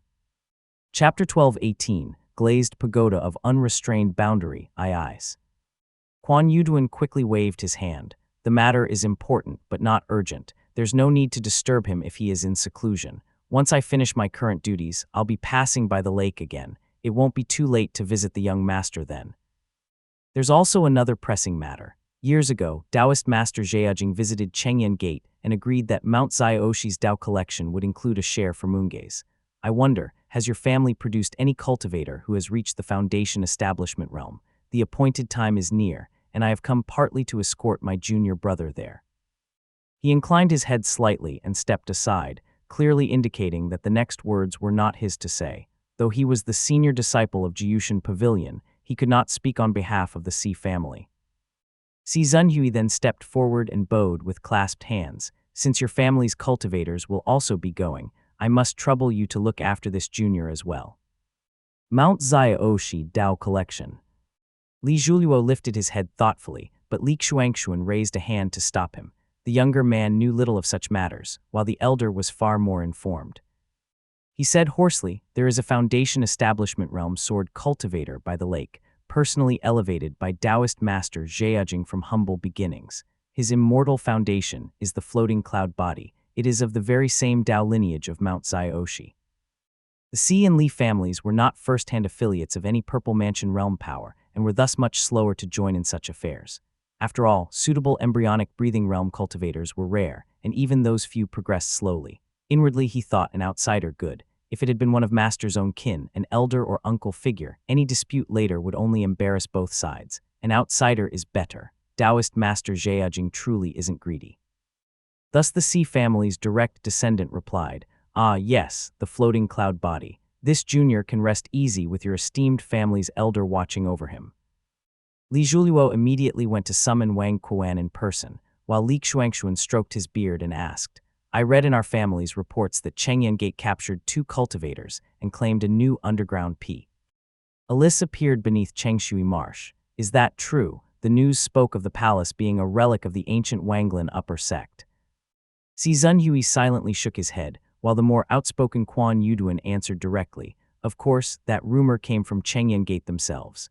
They did capture the cultivators, yes, but it was that Taoist master who lured out the Mount Zaiyoshi cultivator just to gather the final conditions needed to open the Tao collection. As for that underground palace, I've never heard of it. The Wanglin upper sect was a mighty Tao lineage. If such a palace truly existed, anyone entering it would be courting death. If you ask me, Chengyan Gate probably built it themselves." Si Zunhui clearly had a more complete picture of the matter and spoke softly. "It's very likely that Chengyan Gate built it themselves, partly to give their own disciples a place to temper themselves, and partly because gathering blood qi everywhere isn't convenient. Discontent is inevitable after suppressing their subordinate families for so long. This underground palace serves their needs much better. On top of that, they can sell talismans and pills on the side, making legitimate business easier for their gate. After all, their products are crude and can't compete with those from Jiangnan. Using this method, they can at least generate steady profit nearby." Li Xuanxuan understood and nodded. By that point, Li Zhuliuo had already returned with Wang Quan from outside the hall. The middle-aged man still carried his sword at his waist, his expression solemn. Li Zhuliuo smiled and said, "Dharma Protector Wang, this is Quan Yuduan, first disciple of Jiyushan Pavilion, and this is young Master Si Zunhui of the Si family from the Azure Pond sect." Those two names were not terrifying to the current Li family, yet in Wang Quan's eyes, they represented the highest circles of nobility. The Si family now ruled the Azure Pond sect itself. He quickly bowed but heard Si Zunhui call out, "Greetings, senior. I must trouble you for your assistance this time." Li Xuanxuan nodded lightly. These two disciples of the immortal sects are heading to that underground palace and passing by this place. Since you two have received an opportunity, you may accompany them. How could that be appropriate? Such an opportunity should be reserved for the direct bloodline of Moongaze. Wang Quan's first reaction was panic, and he began to kneel in refusal. But Quan Yuduan caught on immediately, exchanged a look with him, and interjected with a light laugh, "The scenery at Moongaze Lake is beautiful. My junior and I will take a stroll around the lake and return later." He took Si Zunhui with him and left. Li Xuanxuan waved his hand, dismissing Li Zhuluo as well until only two remained in the hall. Wang Quan knelt firmly on the ground, but Li Xuanxuan helped him up and said softly, "Do not worry, Quan. You won't be sent as a pawn. Although Si Zunhui is a young master of the Azure Pond sect, you are not going to protect him this time. If protection were truly needed, would the Azure Pond sect lack two peak masters?" Wang Quan was startled and quickly raised his head. The old man was smiling kindly as he nodded and continued, "This time, you will represent the Li family of Moongaze. Though I do not know what lies within the underground palace, few families should pose trouble for you now. Foundation Establishment Realm cultivators face opponents of their own level. Focus on protecting yourself and see what opportunities you can seize. As for Si Zunhui, do not fear him too much. Take every share that rightfully belongs to you, unless it involves a Purple Mansion Realm spirit item. In that case, let him take it, or you may not leave alive." Wang Quan finally nodded and said respectfully, "I will remember the old elder's instructions and do my utmost." Li Xuanxuan continued, "When you head out, find Zhuluo and take the Profound Peak Gate's 100-stone spirit shield and muddy red jade treasure from him. The underground palace will be filled with direct descendants of Purple Mansion Realm families. I don't expect you to make a grand display, but with these two life-saving artifacts, you won't be suppressed by another's Dharma artifact so easily." Those were two full Foundation Establishment Realm Dharma artifacts. The 100-stone spirit shield was ordinary in quality, but the muddy red jade treasure was a rare and precious item indeed. Wang Quan nodded heavily and said at last, "I will remember the family's grace. I will return from the north with both artifacts intact." Only then did Li Xuanxuan dismiss him, instructing Li Zhuluo to prepare the artifacts for him. But Wang Quan set them down again and said solemnly, "This matter is of great importance. Please allow me to return home once to settle my affairs with my juniors before coming back to collect the two Dharma artifacts." Rode the wind toward Jiangbei. Si Zunhui and his companions said they would be touring the lake, taking a flight around, while Li Wushao returned ahead of them. The old cultivator still appeared in his middle years, as he kept a sword at his waist. Upon seeing Li Xuanxuan, he bowed, his voice low and hoarse, "Wushao greets the old elder." Li Wushao looked remarkably like Li Yunjiao, and Li Xuanxuan's eyes blurred for a moment. He hurried to help him up, tears glimmering at the corners of his eyes. "It's been so many days since we last met." Li Wushao noticed this and bowed again. "Old elder, I'm living well at the Azure Pond sect. That damn place, everyone calls me Lord Li there. But the moment I step into the Eastern Sea, if they don't recognize me, the bastards might just catch me and toss me into a pill furnace. Haha." The old man couldn't help but laugh and shook his head. "You still speak so crudely. Even after joining an immortal sect, you can't shake off those Eastern Sea habits. People will surely gossip about you." Can't learn it, Li Wushao replied simply. "They call me uninhibited and free-spirited, all nonsense. Now that I've looked around and seen things for myself, I can report back to the pavilion master. Tell me, the young master isn't married yet, is he?" Chapter 12:19, Peacock Eye. When Li Wushao asked, Li Xuanxuan immediately shook his head and replied, "Of course, nothing has been decided yet. Back then, Cheng Huai's marriage was arranged when Jir and Xior returned home to visit. Now that there's only this one child and no word has come from the sect, the family can only put things on hold. Besides, Jir is no longer who he once was. He's now an important figure in the Southern Sea, so this matter must be handled even more carefully." The Foundation Establishment Realm formation on Qingdu Peak had not yet been completed when Li Zizhai and Yang Xior had returned home several times.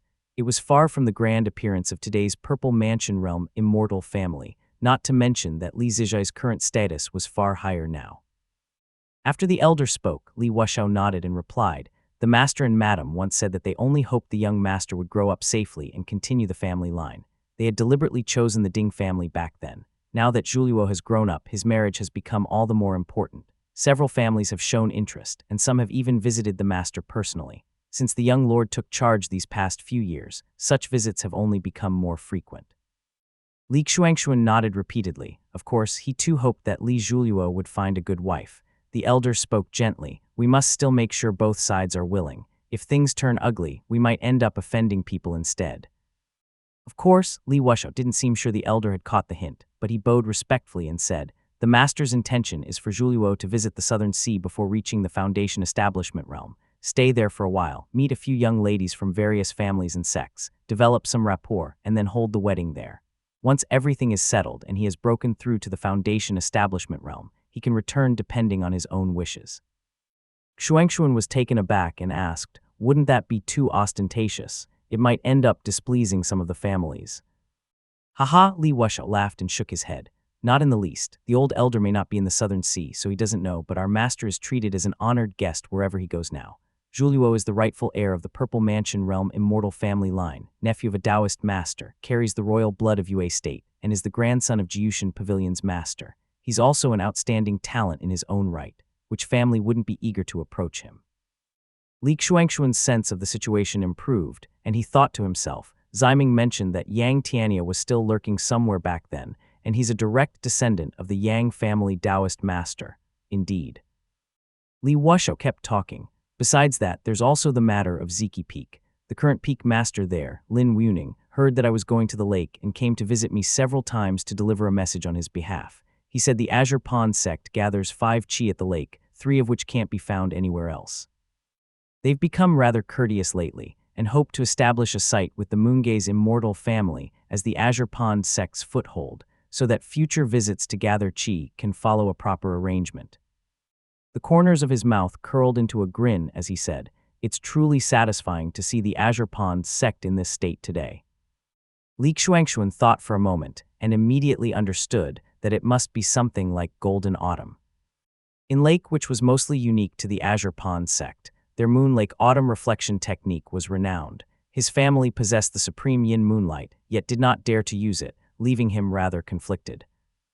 His thoughts stirred and he asked, "Who are these people gathering chi? Surely they wouldn't send Foundation establishment realm cultivators, and they must have sworn the profound scenery spiritual oath."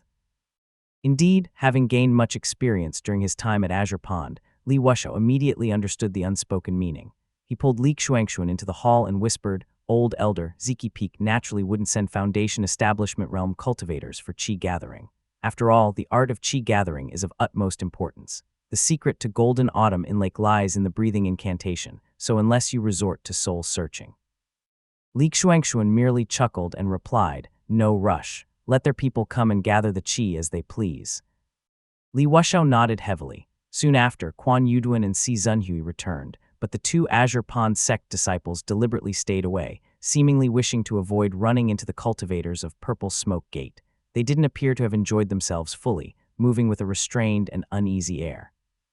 Wang Kuan was already waiting by the lake, so he led Li Wushao away. When he saw them from afar, Quan Yuduan smiled and said, "Old elder, we'll head over now. Once we finish our duties, we'll return to report to you."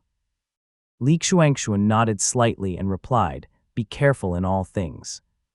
The group departed northward. Li Xuanxuan escorted them to the edge of the lake as night fell once more. The lake grew utterly silent, and the cultivators of Purple Smoke Gate, who had been hiding on the island, finally emerged. Several streaks of purple chi rose into the air and drifted away like wisps of mist.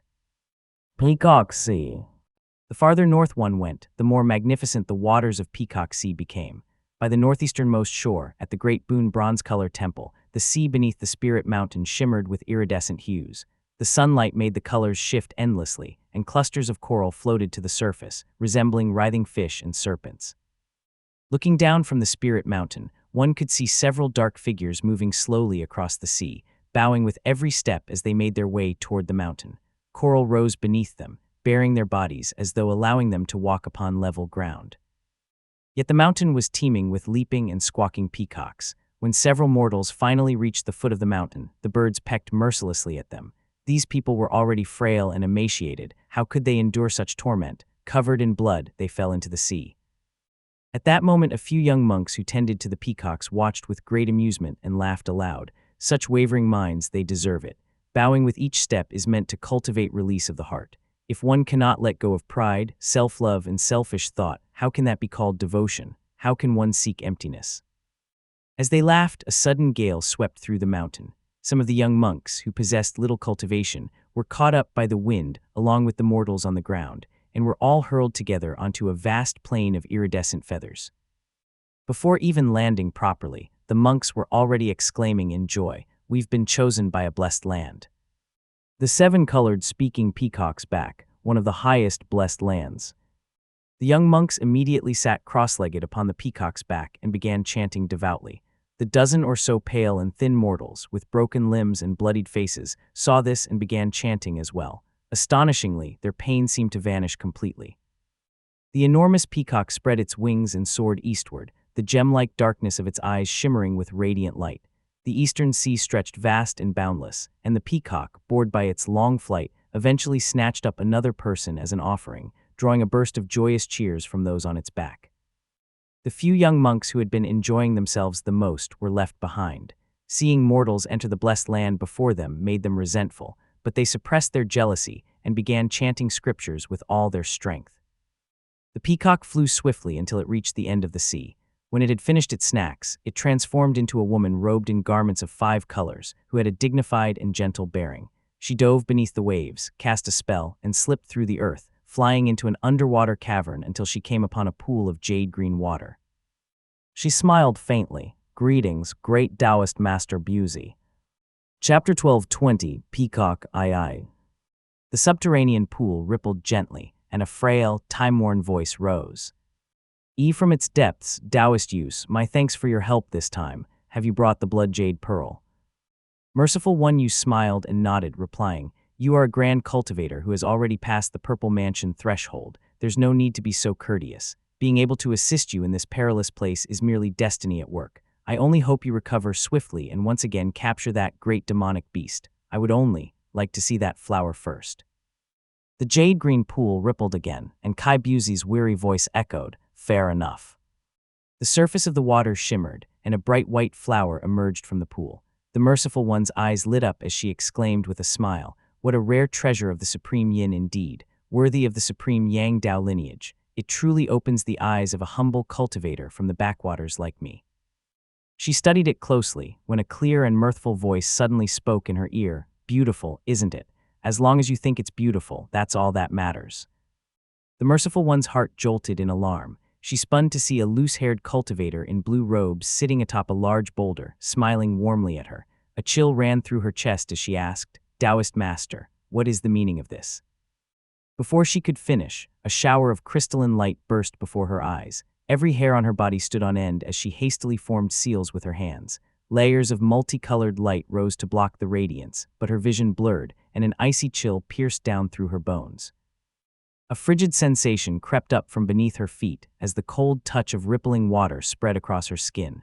She realized, to her horror, that she had already stepped into the jade-green pool. Chaogui hidden form. The Merciful One Use had only recently ascended to her current rank, and was by no means a match for Kai Busey in combat. She hastily formed seals with her hands and spoke urgently, Great Taoist Master, my fate lies in the hands of Maha Shangxia. If you kill me, you will bind yourself to karmic cause and effect. I beg you to act with caution. The Merciful One had never imagined that Kai Busey would attack her. Maha Shangxia had already lived through 9 incarnations, and Kai Busey was no enemy of the Buddhist path. Killing her would bring him no benefit whatsoever. Both the Merciful Ones and the Mahas were Buddhist cultivators who had attained non-retrogression, a level equal to the Purple Mansion realm. The difference lay in their form of attainment. A Maha's non-retrogression was rooted in their own Maha seat, embodying the threefold non-retrogression of position, form, and thought. Unless their true spirit was sealed, they were effectively immortal. Meanwhile, each Merciful One's non-retrogression was linked beneath the seat of a corresponding Maha. The highest of these sat beneath the Golden Lotus Throne, also called the Lotus Seat or the Great Pershati Seat, where both form and thought were unwavering. Even if one's Dharma body were destroyed in the outer world, it would be restored anew upon returning to the Buddhist land. At this level, a Merciful One already possessed the potential to become a Maha. though the conditions were exceedingly harsh. The Buddhist cultivation system was profoundly mysterious. Otherwise, how could it have emerged from the chaos of immortals and demons to dominate the entire northern lands? The 7 Buddhist Taos and the mortals' near-fanatical devotion to the Buddhist lands were not without reason. It was far more convenient and safer than the arduous pursuit of one's own enlightenment. Although Yu's non-retrogression had not yet reached the highest golden lotus seat, she had attained the next tier, the enlightened wisdom seat. Her spiritual will could not regress and could return freely to the Buddhist land. More importantly, as a descendant of the Peacock lineage, her standing along the Tao of compassion was exceptional. Her death would draw the personal attention of Mahashanksya. If Kai Buzi killed her, he would only shatter her Dharma body and offend the 9th reincarnation Mahashanksya along with the entire Peacock race. He would gain nothing. Otherwise, why would Yus have dared to approach him in the first place? Even as events unfolded far beyond her expectations, Yus remained calm. Having laid out the stakes clearly, she formed hand seals while keeping her eyes on the blue-robed man seated casually on the stone before her. He smiled and said, "Little peacock, I won't kill you. I'll merely keep you trapped for a while." The pristine water rippled gently beneath her feet. Most of Yus's confidence had already dissipated in front of the supreme Yang Dao lineage, Kai Buzi. Still, she tried to step out of the jade pool by channeling her mana and stepping into midair, only to find that the pool followed her like a shadow, clinging beneath her feet. Kai Buzi raised an eyebrow and remarked casually, "In the end, you're just a peacock, a demonic creature inferior by nature. You practice the Merciful One's path yet know no divine ability, nor have you learned any proper spell arts. If you had met anyone else, they'd have slapped you dead in 2 strikes." Though he appeared nonchalant as he sat upon the rock, Kai Buzi was turning a small cauldron in his hand. It gleamed with a bluish radiance, exuding an overwhelming stillness that filled the carefully arranged cavern. A faint azure mist hung in the air. It was clear that power was gathering, ready to be unleashed. In truth, the descendants of the Peacocks also carried Purple Mansion realm blood. Though not on par with the Dragon and Luan lineages, they were by no means inferior to most. Unfortunately, she had met Kai Buzi, the Kai family's greatest prodigy in 3 centuries. The jade pool beneath her and the blue mist above worked in concert to restrain her, preventing escape into the great void. Maintaining a thin veneer of composure, Yu said, "I do not know what request Taoist master has. You need only speak plainly to this junior. There is no need to press me so harshly." Yus only possessed the non-retreat of thought, not the threefold non-retreat. Her Dharma body and Merciful One's seat were exceedingly precious. Even knowing that the opponent could not, and had no reason to, kill her, she still could not bring herself to move. Kai Buzi raised an eyebrow, glanced at her, and smiled. "I've been cultivating a certain spell art these past few years that requires peacock blood, peacock feet, and peacock feathers. This time, I came to borrow your Dharma body for a bit." Yus immediately let out a breath of relief. After all, those parts were nothing compared to her entire Dharma body. Of course, had she not been trapped, she never would have agreed, but this request seemed reasonable enough. She spoke softly, "I rumble." Before she could finish, the small cauldron in Kai Buzi's hand appeared above her head. The intense power of pristine water poured down upon her. In the instant she hesitated, intricate formation patterns rippled across the jade pool beneath her feet. A sudden chill seized Yus's heart. The power within Kai Buzi's cauldron had clearly been accumulating for an unknown length of time. When it descended upon her, it shattered her mana and left her completely immobile. Kai Buzi remained seated on the rock, motionless, his eyes glinting with mockery. "Once fooled wasn't enough, you had to fall for it again. Truly foolish. The Buddhist lands breed nothing but idiots like this." Even though Kai Buzi was a grand Taoist master who had crossed the Purple Mansion threshold, Yus was not someone he could kill with ease. At most, he could temporarily suppress her, force her back to her original form, and trap her above the jade pool. A wave of terror surged within Yus. She was at her weakest, unable to move, and any spirit artifact he revealed now could easily wound her. Yet she still hesitated in her heart. At most, he covets my entire Dharma body. He couldn't possibly have a Dharma relic capable of killing me, could he? In that fleeting moment of doubt, the formation beneath her feet blazed with white light. Yus's figure faded instantly, and the dignified Merciful One beneath the enlightened wisdom seat vanished without a trace, leaving only swirling iridescence within the empty cave. Kai Buzi's gaze darkened as a faint sensation of weightlessness crept over him. He understood immediately, so they could even take Yus away like this. Clearly, it wasn't him who acted. There must be multiple true monarchs above in the heavens. Spirit artifacts are useless. Even when I'm outside the formation, I can still be pulled into that grotto heaven. It seems that there's still no escaping them even at the very ends of the sea. The heavens are far above the merciful Buddhist lands, beyond the great void itself, in the outer heavens. Peacocks so stupid and dull. It wouldn't surprise me if they circled back to catch another one here. Ah, it looks like I'll be seeing that chatty fool of a donkey again soon.